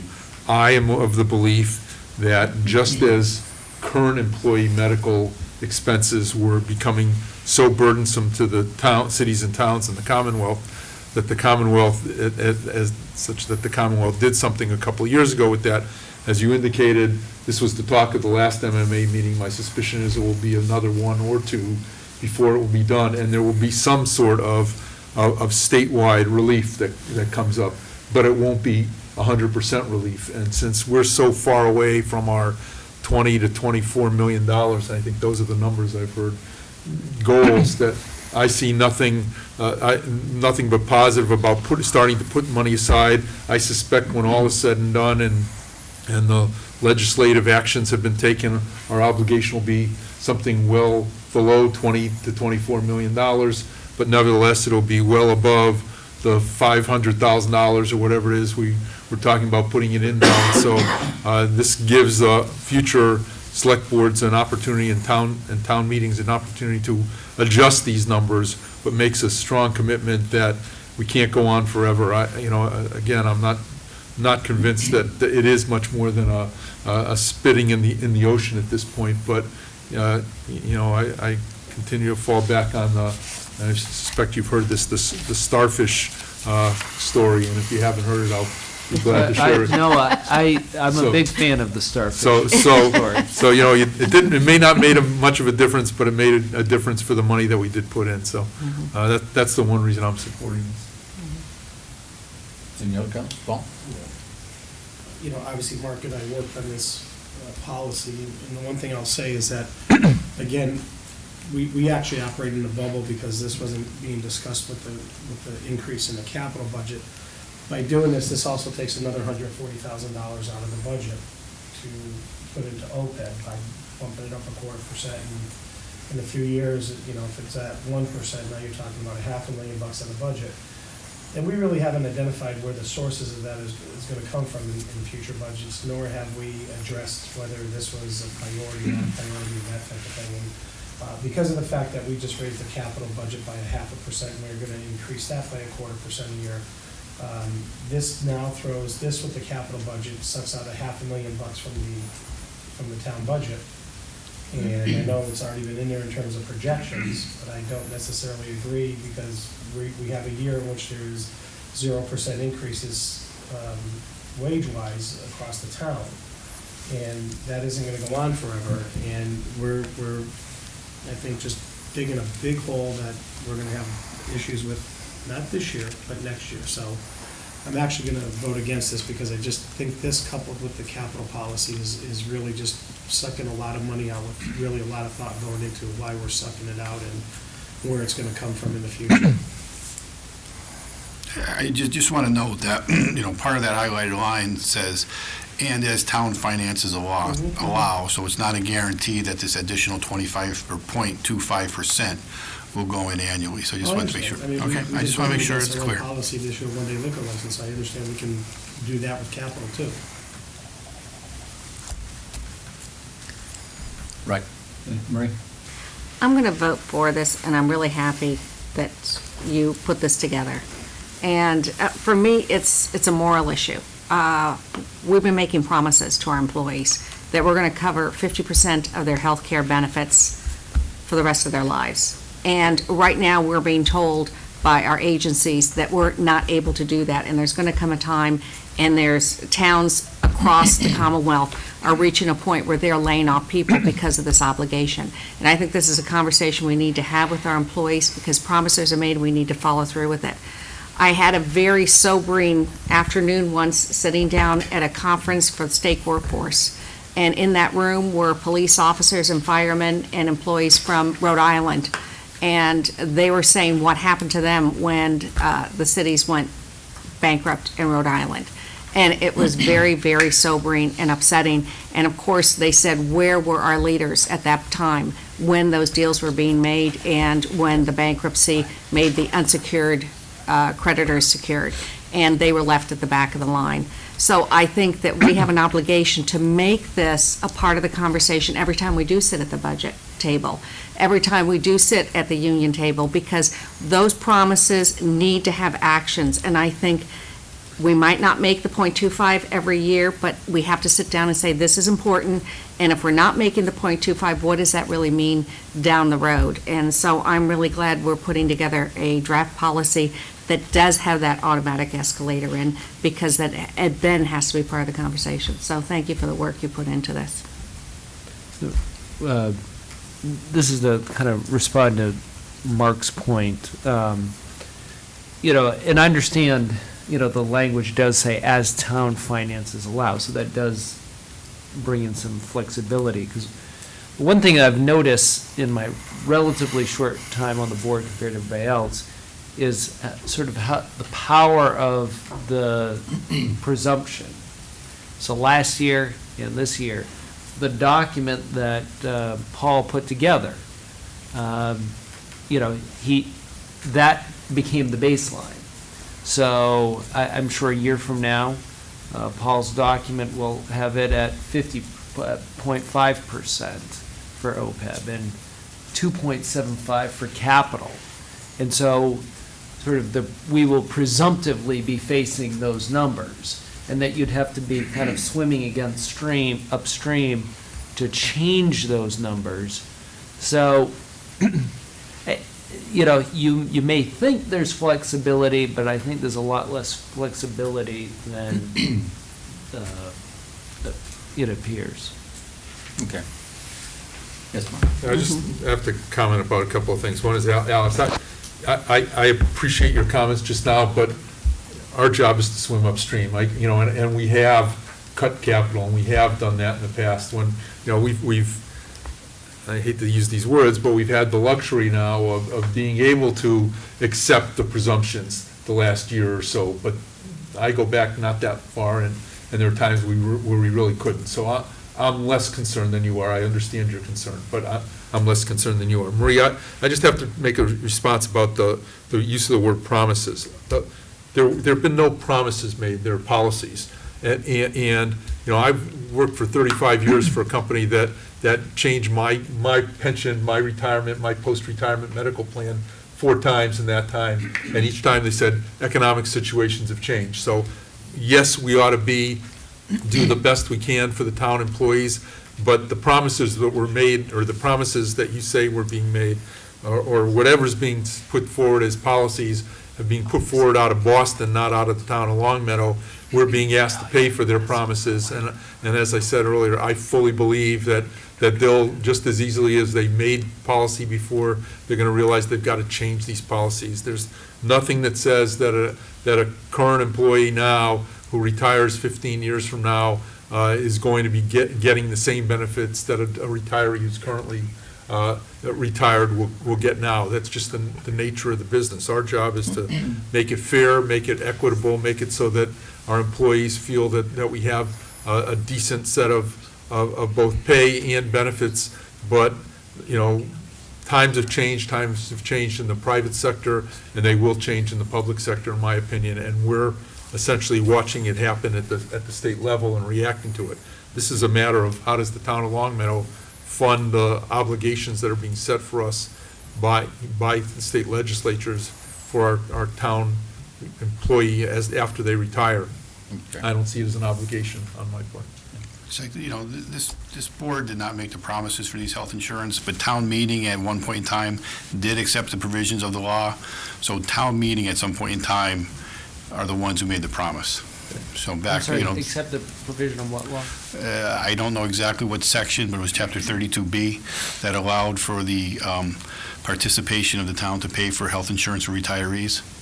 And I'd have to go back, the town Are we clerk. required to do that? We are required because of a town meeting vote many years ago. So had the town meeting not voted many years ago, you wouldn't have had this discussion right now. But because they took a position 30, 40 years ago to accept that section of the law, there is a requirement now that we pay minimally 50% of the retiree health insurance for those that are eligible. Right, because my understanding of everything about OPEB is we're handcuffed, with it, the state sets the level of benefits. But you're saying that had we opted out all those years ago, Not necessarily we opted out, because that means Well, that we opted in. Had we not accepted, had we not opted in, right, we would be off the hook at this point. right. Wow. Okay, I'd like to try to wrap if we could. I'd like to thank Mark and Paul for working on this. This is part of a subcommittee assignment. I think they've done a great job, and I think it is the task of the select board to make the best decision possible with the information that they have, and I think this is what's been demonstrated in this policy and the capital policy. I think we must look forward, and they are policies, so we know we can stop the policy and stop the donations at any time we want, so. No further question. I'd like to call for a vote on the issue. All in favor? All opposed? Okay, 3-2. All right, let's see, let me catch up here real quick. I think it looks like budget schedule and directives.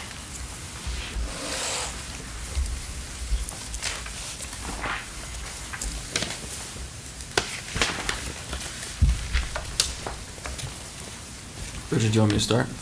Yeah, go ahead. Oh, okay, I'm sorry. Yes. All right, in your packet, you have a draft memo that will, similar to the one that went out to department heads last year, that essentially kicks off the fiscal year 2016 budget process. It contains the budget forecast that you all received jointly with the school committee last week. It talks about the directive. The directive is virtually identical to the one that was issued last year for a baseline level of budget. Essentially, departments are asked to fund current levels of full-time employees using the current ratified collective bargaining agreements. Departments are asked to prepare a base level line item budget to fund all recurring operational expenditures and to maintain the current level of services. Increases in either personnel or expense lines should be requested in an itemized supplemental budget request. The base level budget and supplemental requests must be completed and submitted to the town manager by close of business on, and we have here December 12th, but that's a date subject to approval of the budget calendar. And then it lays out how, once we receive these documents from the departments, we'll have our executive team meetings to kind of go through things line item by line item. We also lay out the information we expect them to submit in accordance with our GFOA budgeting best practices. And then at the bottom there, we highlight a few things that, after our review of our first GFOA budget, with the standards that GFOA has for awarding, for bestowing awards on best practice budgets, we did see that there were some things that department heads could certainly do better. And those are detailed there at the end in terms of the measurable goals, not let's keep serving the public as best we can being listed as a goal. So that's basically the draft memo that would go out. There are, I would say, when we talk about GFOA budget, there are some policy level goals and decisions that the board should make, and we can certainly lay those out when we present our draft budget. So as the board goes through the budgeting process, it can consider those items. Like I said, this is not virtually, this is nearly identical to what went out last year, and I think last year's budgeting process went pretty well. And we were able to, really change some things and, didn't just change the dates on the previous year's budget. We made some meaningful changes, and it's been working well so far, so I feel confident in this process. Paul, I don't know if you have anything to add. No, again, I think the biggest thing is just some of those improvements when it comes to the departmental budgeting levels and some of the policy directives from you folks when it comes to the overall budget and more of long-term budget criteria in that GFOA presentation. I actually looked at what we did last year, and I went through the GFOA criteria and actually did a report card, and that's where Stephen is taking those comments from, of where we kind of, we're not up to their standards in those certain areas. Any comments? Yeah, Alex. As I read it, in the paragraph that says budget forecast, the sentence that begins on the expenditure side, it says, on the expenditure side, collective bargaining agreements will be funded at the current staff level. Expense line items will be level funded, except for planned increase in electricity. And it goes on to say a little bit more. And then when it gets the directive, it says that the budget should fund all recurring operational expenses to maintain the current level of services. So I took that to mean a level service budget. So I guess the thing that I'm not quite following is that I took your, forecast Projection. as sort of level funding. So I'm assuming that with inflation, things get a little more expensive. And I understand that the major expense is the salaries, which we have a good handle on because we have all these collective bargaining agreements. But if we're going to have a level service budget, it seems like we have to have a bit of an increase. Because everything gets a little more expensive. I think some of the theory is that if there is a certain line item that is going up because of inflation or things of that nature, that there might be efficiencies created in other line items, so that the overall expense line items would still be level funded. If not, there is the option of doing the supplemental budget request, but the initial budget should have it as a level funded budget on the expense line items, the Okay, non-salary. So this directive really Maybe should be tweaked. should say it's a level funded budget. Right, maybe it should be rather tweaked than- at service. Rather than trying to maintain the current level of I services. think as Paul noted, it's important for us to know, even internally, where the cost drivers are gonna be from department heads, and his point about the supplemental budget is accurate. If a department head knows that we've highlighted electricity, if a department head knows that, I don't know, fuel costs or uniform costs or some standard cost for operating is going to go up by virtue of a change in agreement or contracted service that is new, we want that identified as a supplemental request. So we know when we say we need to say yes to the supplemental request, we have to offset it somehow or allocate some of the additional 2.5% of levy capacity that we're going to have, if there's any remaining from the policies that were just adopted, to that purpose. So it really is but show us what it would look like for base level plus increased personnel costs, but then any line item like contracted service or materials or things like that should be identified if you need additional funds in that regard. I raised this because, long before I got here, that's been what the debate has been about, level funded versus level service. And it's just kind of odd that we're sort of straddling, this is not a detail. This is sort of like a fundamental decision that we have to make. And I accept your explanation that what you're really saying is this is a level funded budget directive, and I'll take it as that. But I think we should probably change the wording of it so that people understand, if it is adopted, that, level funded does not, you're likely going to have somewhat less services. You're extrapolating there a little bit. The overall budget directive is base level, and that is essentially base level of service. But the base level document, the base level budget, is a composite of the individual items, the individual components that we've laid out. One component of the base level budget is level funded expenses. And expenses are 1,000 different things. Another component of the base level budget is actual known personnel costs, and then actual known debt service costs. That's yet another component. So the overall base level budget directive is for the entire budget. That just says base level. But it's different. It's not the same thing as saying, it's neither level service nor level funding, but rather a composite of either level service or level funding certain components. Does that clarify it for you? No, but I'll stop talking. But I don't, but, someone said it. I should have had him say it then. I have a question. One of the things you were talking about is how you were grading us on the GFOA scale last year, and there were certain, we did not meet standards. Was there something that we were supposed to be doing as a board? Because it says, like, established broad goals to guide governmental decision-making. Is that us, or am I oversimplifying? There is some longer-term goals and objectives of what this board has in mind over the next, 1 to 3 years, as far as budgeting or financial pictures are concerned. In townwide, I mean. Townwide. So yes, there needs to be a little bit more input at the higher level to meet the criteria of submission to the GFOA.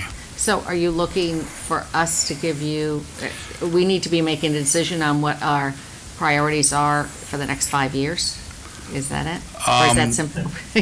In other words, it would be specifically nice. tell what you're looking for from us, and then we'll see, Let me go back into the criteria to get the exact wording, because again, I haven't looked at it in probably about a month now, but when I did that report card, so if I can get that exact wording, it would be helpful. I can just pass it along directly to Richard or, through Stephen, to actually state what is needed from you folks as far as long-term budgeting policies or forecasts and kind of outlooks. The goals, I said, it should be clear, the goals are beyond budgeting, what they ask for, and the board has been engaged in goal-setting sessions that I think, once they're completed, would satisfy some of the GFOA requirements, but we will prepare a separate report on that. I mean, and one of the examples would be, again, the purchase of the lights. I mean, you have that as a goal, and again, not only did the departments put in their goals, but this would be one example of the select board's goals, and that should be mentioned in there, and then maybe what the status of that is. I mean, that would just be one area. But again, I think there's also ones that are more longer term. Thank you. Yes. Oh, excuse me, Paul. No, go ahead, Paul. go ahead. You sure? Yeah, just a question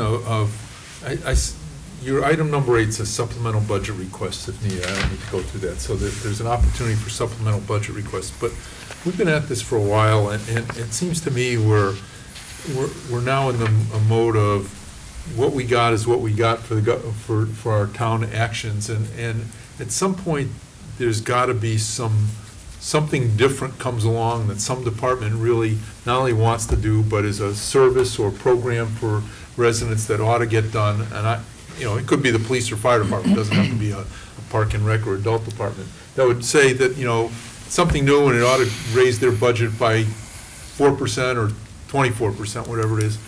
And we're going to act accordingly to make adjustments elsewhere. But what's the process for listening for those things from department heads, other than this supplemental budget request line? Well, I'll just give you an example. We had last year's supplemental budget request that went through. The Council on Aging put in 2 supplemental budget requests. One was to go to 35 hours and one was to go to 40 hours.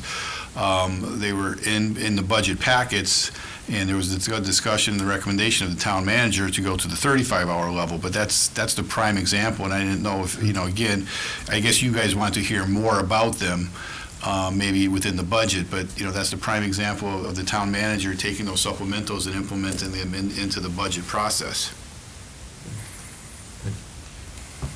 Paul? Yeah, two things. One is I'd like to see the select board meetings, the dates and those words, select board meetings taken out of there. I know that they, in the past, for years, they've been left in there as more of a point of reference that there are select board meetings, but they're not necessarily part of the budget process unless there's actually budget. And we've had plenty of meetings where during the budget process, they're not being discussed. So I think it would just clean it up a little bit, but I think that, listen, the budget, the directive asks for, come in with level funding and then tell us what your needs are, and that's the way it goes every year. I don't understand, there's nothing different. I mean, not that that's bad, I'm just saying that it's explicit in there. I think the instructions say, if there's a demonstrable need, show us. I don't think we have anything new, or, it's not a bad thing. I mean, you're asking for, if there's a need, show us what the need is. I mean, I think this is fine. I don't think there's anything to, the only thing I'd just like to see, like I said, some of the select board meetings, the dates being taken out of there. Just the one where it has select board meetings and no action required, and leave in the ones that there might be an action required. Yeah, I just like- think, because it just muddies it Yeah, up that's like it's fine. part of the Right. budget. I mean, today, select board meeting, select board reviews, draft FY 2016 budget directives calendar. Leave that one in. Yeah, I like this- But yet, November 17th will be out, where it just Right, says. unless there's a discussion, unless it's yeah, that's clean fine. on there. That's I- fine. I- That's nothing, that's- that's a semantic. No? Clean it up. I'd like to sort of follow up on something that Mark just said, which was, how do we respond to real needs or new needs?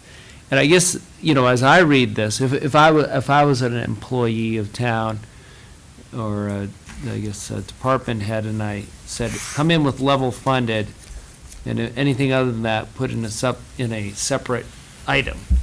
You're kind of telling people, don't bring to us any separate items. I mean, I know that's not what you're saying explicitly, but I mean,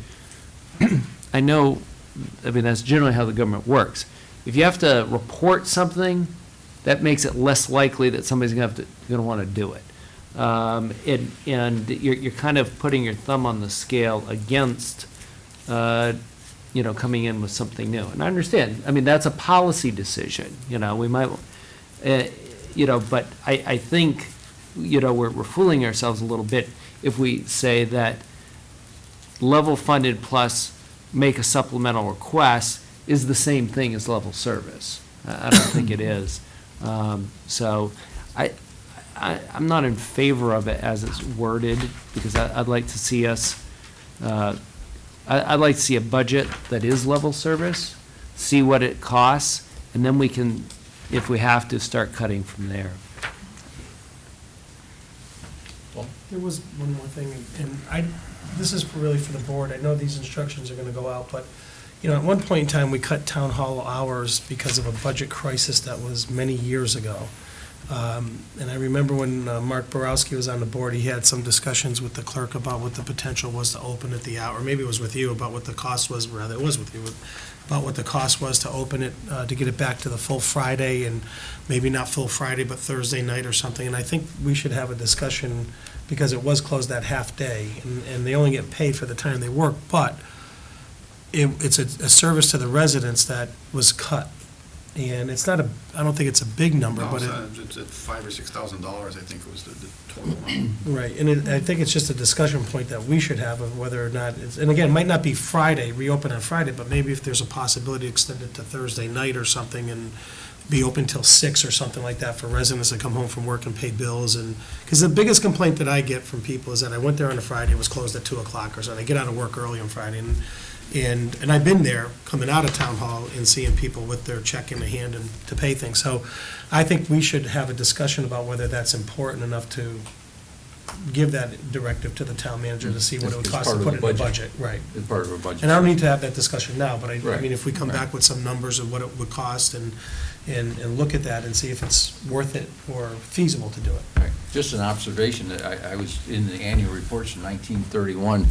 We had better hours back in 1931 than we do now. We actually had it open on Saturdays for about a half a day, so that really met the needs of the visitors. But we also do have a We're- website. Yeah, I was gonna say we're high-tech.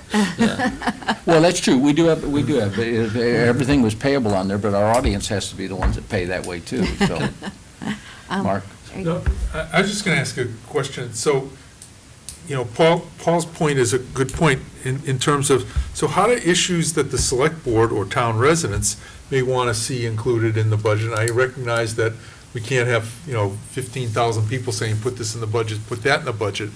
But as their representatives to add, as part of this supplemental considerations, how do we get that under consideration? Paul brought up more hours at town hall, and there may be others.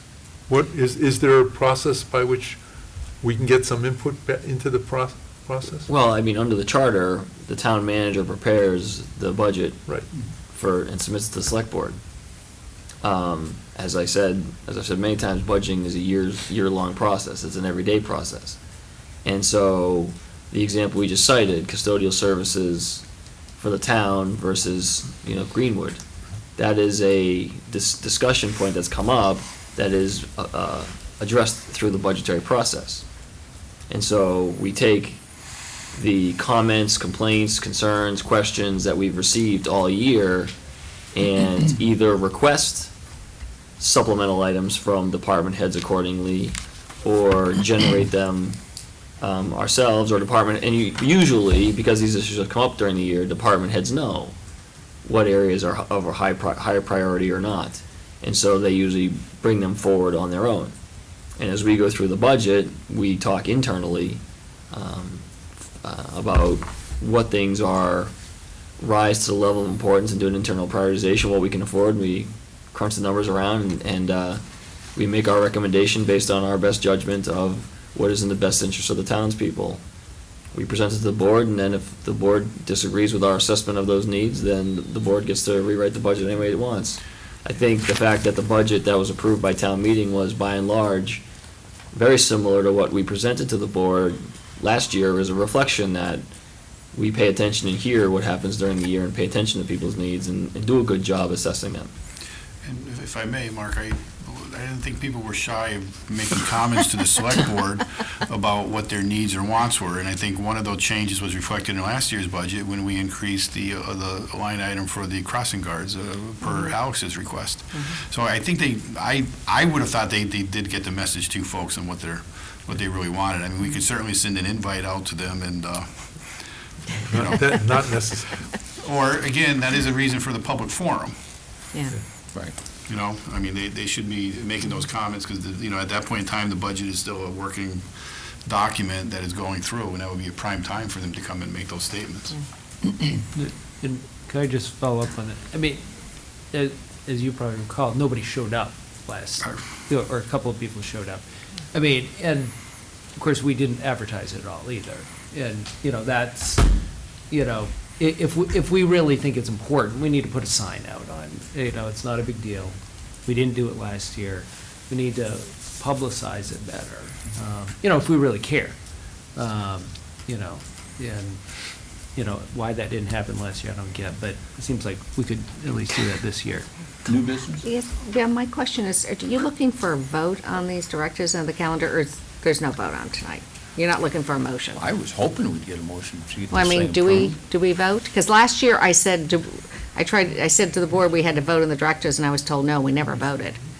And so, Mark, do we vote? I think the charter doesn't require us to vote on it. Yeah, so- It doesn't require us to vote. Okay. Yeah, I think it's an informational thing. so, So are we gonna have the changes made that we talked about tonight? well, did we make it? We didn't. Yeah. We may change the calendar. Yeah, we're changing the calendar. Calendar, that was it. Okay. Mhm. Okay. It's an email the town manager's writing to employees of the town, I think. Okay. I appreciate that he's looking for our input, but he's gonna write and sign the email. Well, I think you've asked for when the select board can give input. I mean, this is also a prime input level, but like you said, I think at this stage of the budget process, it's hard to reach down deep into an operational thing and say, I want this changed without seeing the whole picture in front of you. And like I said, to me, the directive that we used, the directive and the process that we used last year, I think worked very effectively. So and I have no reason to expect that it won't work effectively this year. Any more discussion? Yeah.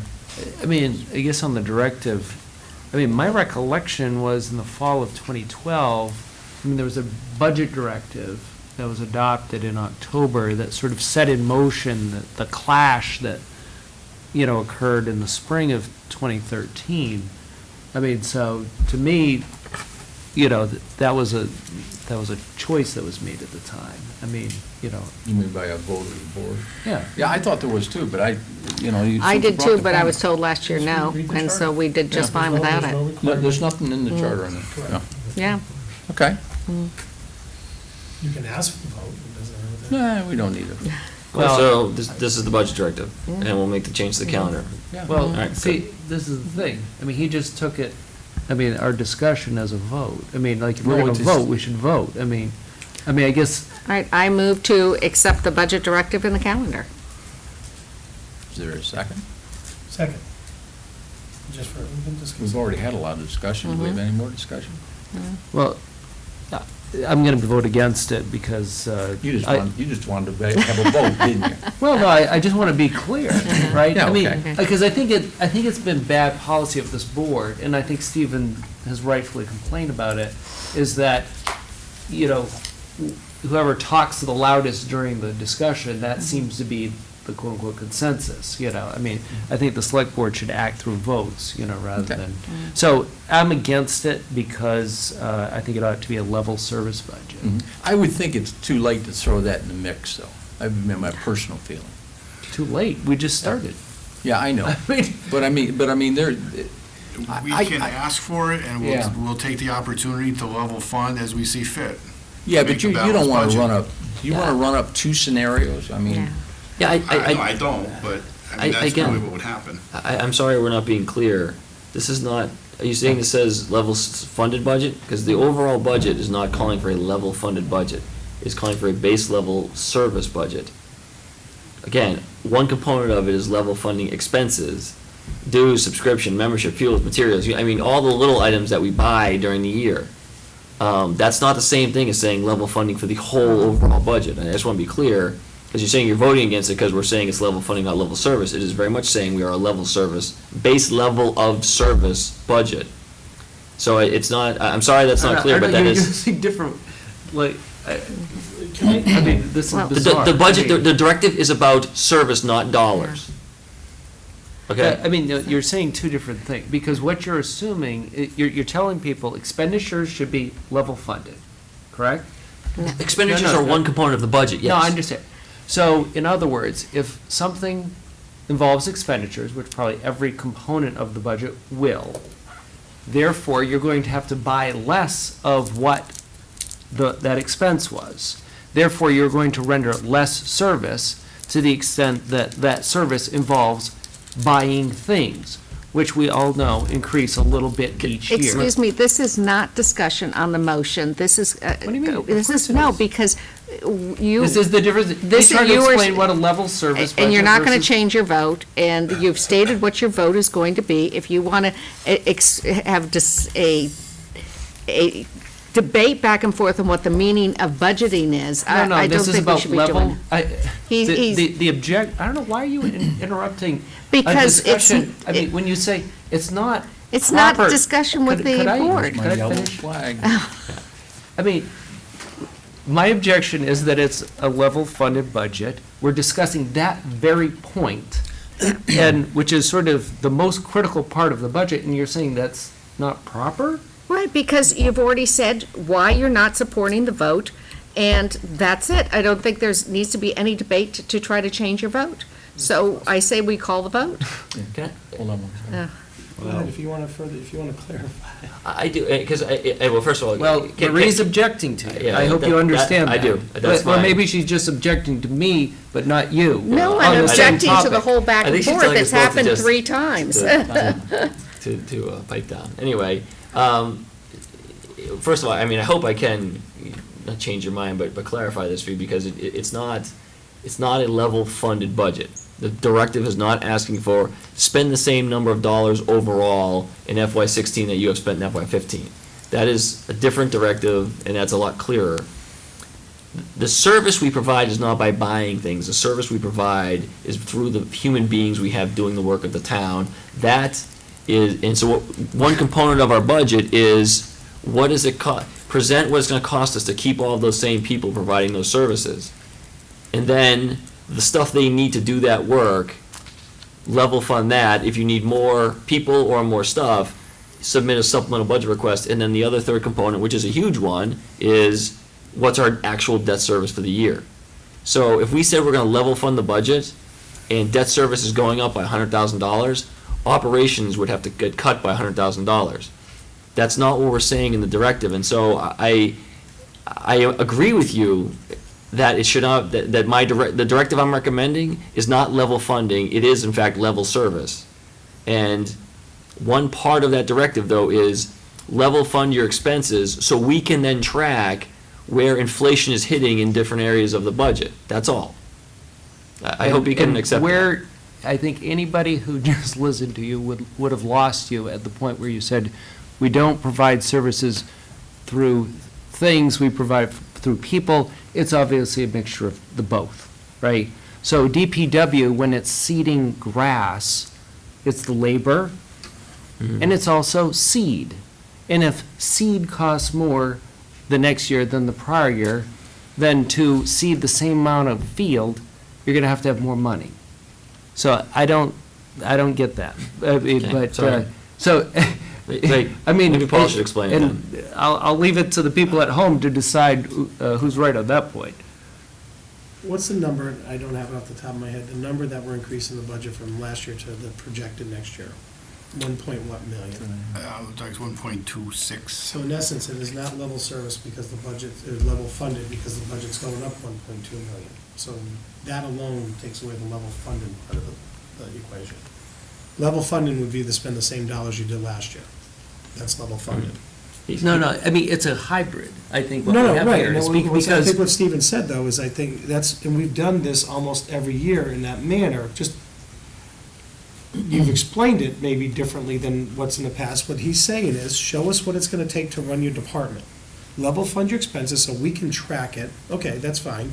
And we know that seed is gonna probably go up, and maybe it goes down, maybe they produce more seed. So therefore, if you have if you spent the exact amount on seed, you're gonna seed less. And they're gonna come back to us and say, DPW said that if we spend the exact same amount of money on seed, we're only gonna be able to seed a third of the fields. We need $10,000 more in that line item. That's what he's trying to figure out. Or artificial turf. Artificial, but, there you go, just throw it all in there, right? But I mean, that isn't, I mean, that's what you're looking at, is that same dollar amount, it's only gonna seed a third of our fields. They need $10,000 more. That's gonna be a highlight in the budget. We say, no, you're crazy, you don't need to seed three-thirds, seed two-thirds, and here's 5,000 or whatever. Yeah. But the only way to do that is, see, because otherwise, if you're doing it, then you're going up 2.5% on seed, and seed might be go up 10%. Right, and I guess, and my objection is the presumption that you have to ask for it separately, because it makes it less likely that you're gonna ask for it. There's actually no other way to get around it than asking for it separately. And believe me, Well, actually, no, you they can make say- requests every year they know they're not gonna get. But they still, their job as a department head, in our department, and the town is very lucky to have department heads who are like this. Their job is to fight for what they need for their department as if no other department exists, and they all do it. Our job is to sort through all of those requests and balance them out over the overall needs of the town. And so, I think at the last meeting, didn't you talk about trade-offs? Didn't you mention trade-offs? Right. To get to the decision points where you can assess those trade-offs, you need to have those things listed out separately. And that's why we do it this way. That's why it works so well, is because then you know what you're trading off and why you're trading it off. And then we can present that to all of you and say, here's what we're trading off and why we're doing it. And like Paul said, I think his point was well taken, or was something I should have made at the beginning. Level service would have said, we are not gonna increase our levy to the limit. But one of our assumptions going into it is we are going to increase the budget 2.5% like we can under the law.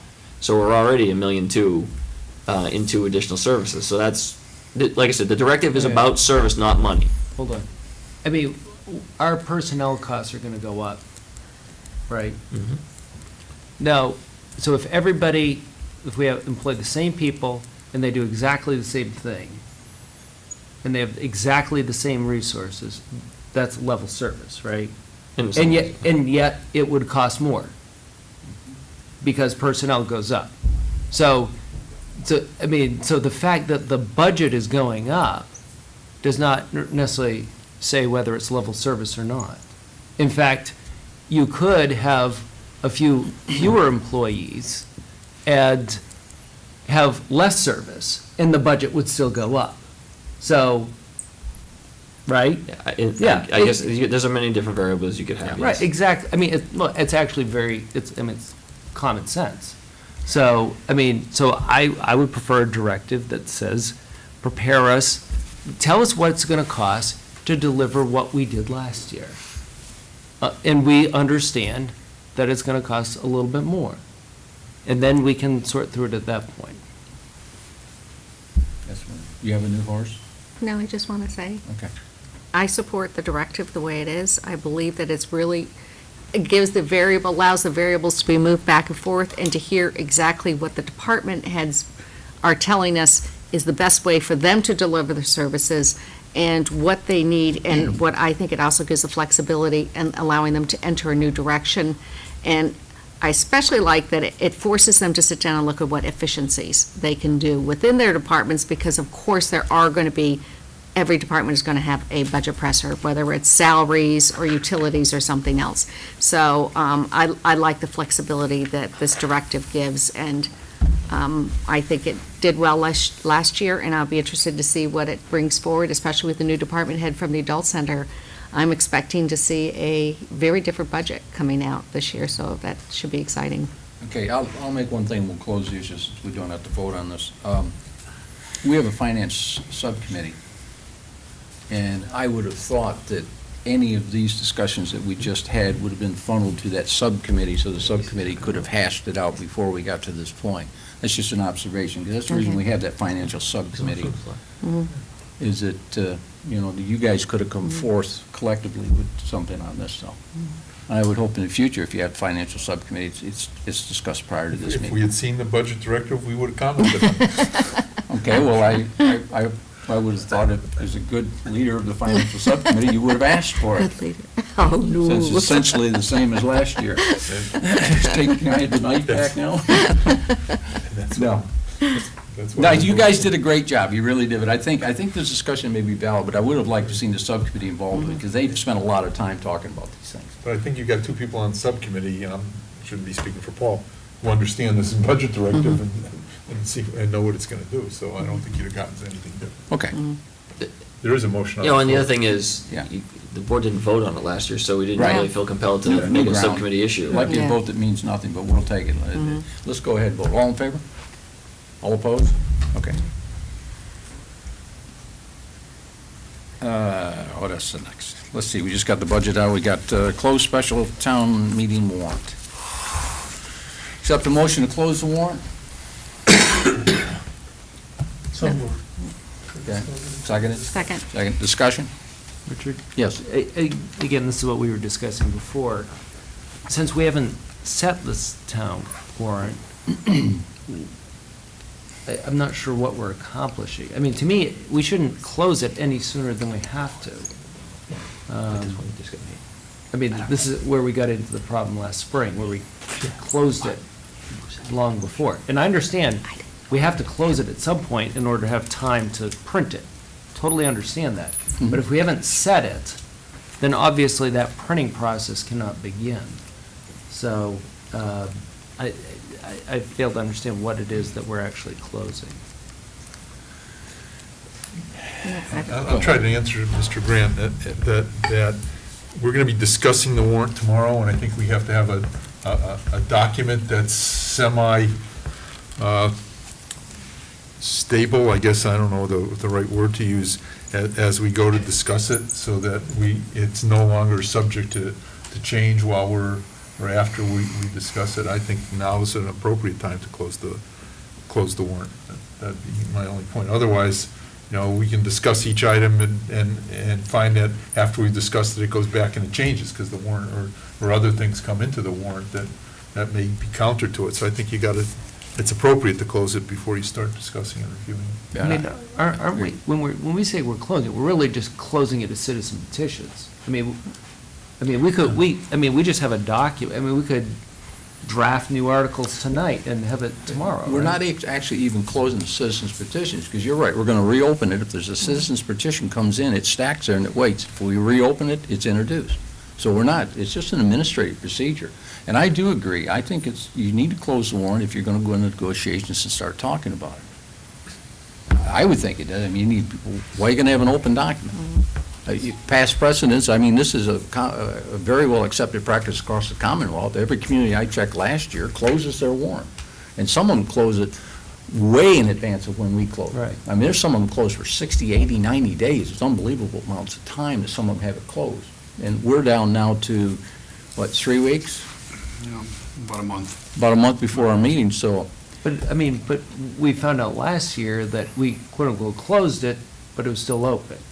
I mean, because citizen petitions could feasibly be added after the In time fact, at which we closed When it. we closed it, it was closed, if Yeah. you recall. When we closed it, it stayed closed. People thought it wasn't closed, but it was closed. all right. But I think the opinion that we got was that, I don't think we're on solid ground to say, if somebody, to use the example of last year, came in with citizen petition with ample time to have it printed and all that, notice requirements, for us to deny No, that we are citizen on petition. very solid ground, which was brought to us by legal advice last year. Once we close the budget, we are the only ones that can reopen that budget. The warrant. Or the warrant. That's it. That is a sole duty of a select board. No one can open it. But if we do open it, and there's a citizen's petition to come in and it's waiting, then we have to incorporate. And we have the right to close it at any time that we deem appropriate to close it. And I said, that the varying dates across the Commonwealth, I was surprised how many communities were far in excess of what our time period was. So anyway, we've discussed it. We're going to take, ready for a vote? Yeah. All in favor of closing warrant? All opposed? Okay. Paul, you never made a comment this time. Closed it before I could tell Yes, I it. did. Oh, Four again. Four. No, I three, feel two. it. You were looking that way, my hand was Paul up. and so- Alex were. Okay. Yeah, Sorry. she didn't see me. Okay, subcommittee reports. I have one.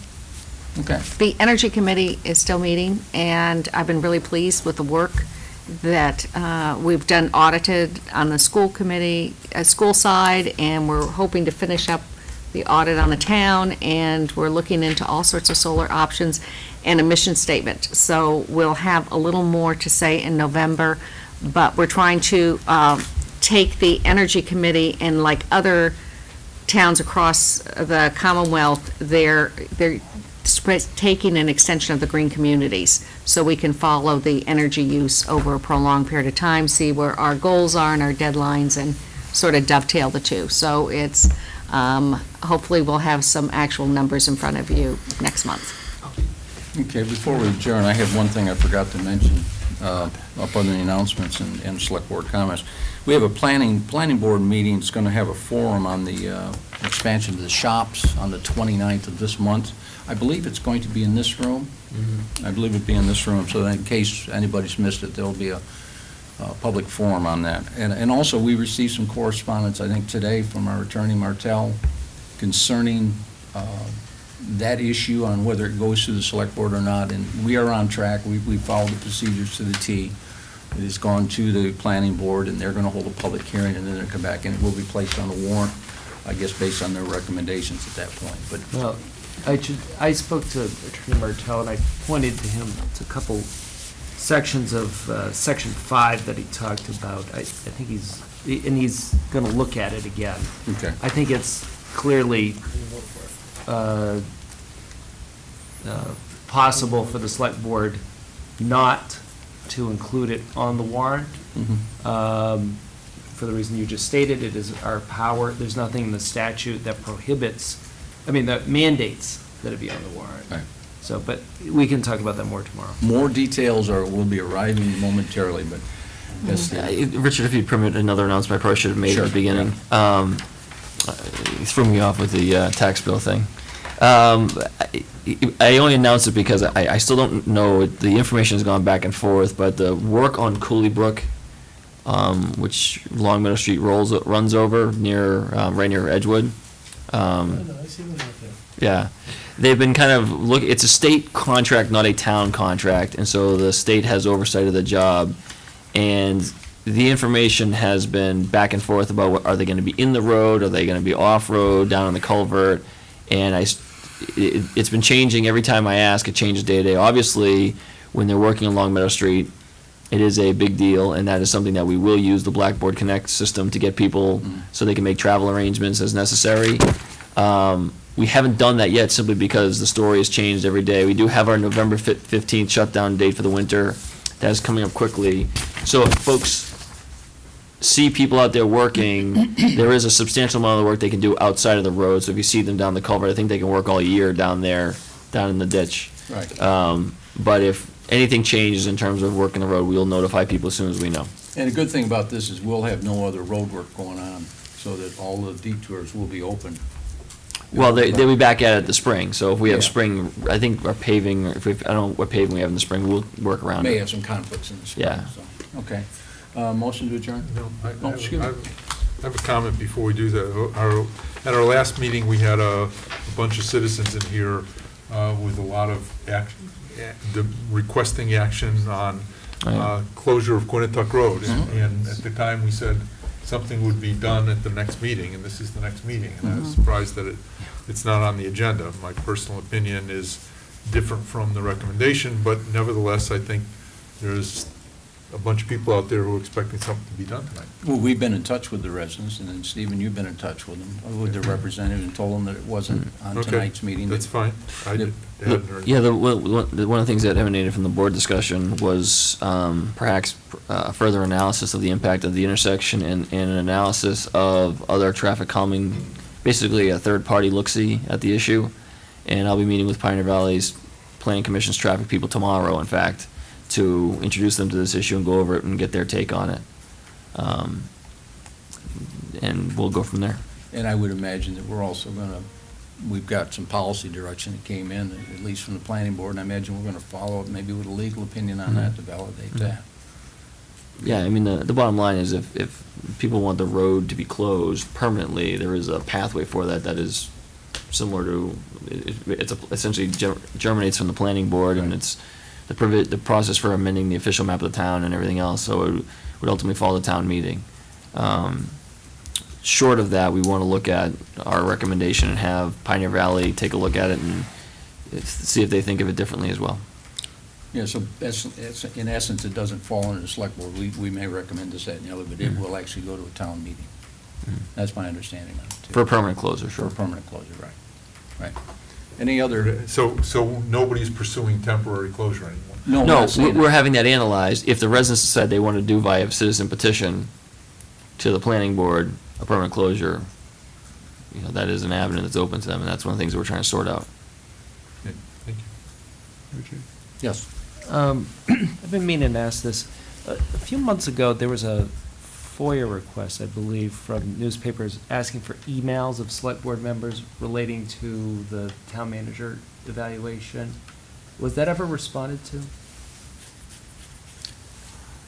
I think there was.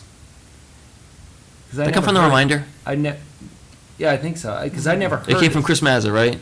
I never heard anything Yeah, about it. I followed up with him on that. I did, yes, I did follow up with him on that. I mean, did we produce anything?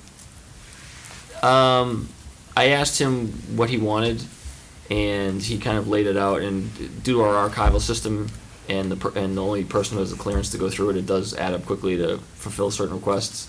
I told him that there would be a cost associated with it, and he basically backed off the request. Okay, thank you.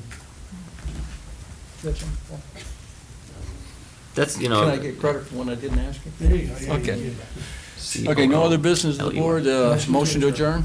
Second? Second. All in favor? Aye. Aye. Good night, folks, and we will be back here tomorrow night, same time, same place for our warrant article discussion. It should be a lively discussion tomorrow evening. What are the next steps?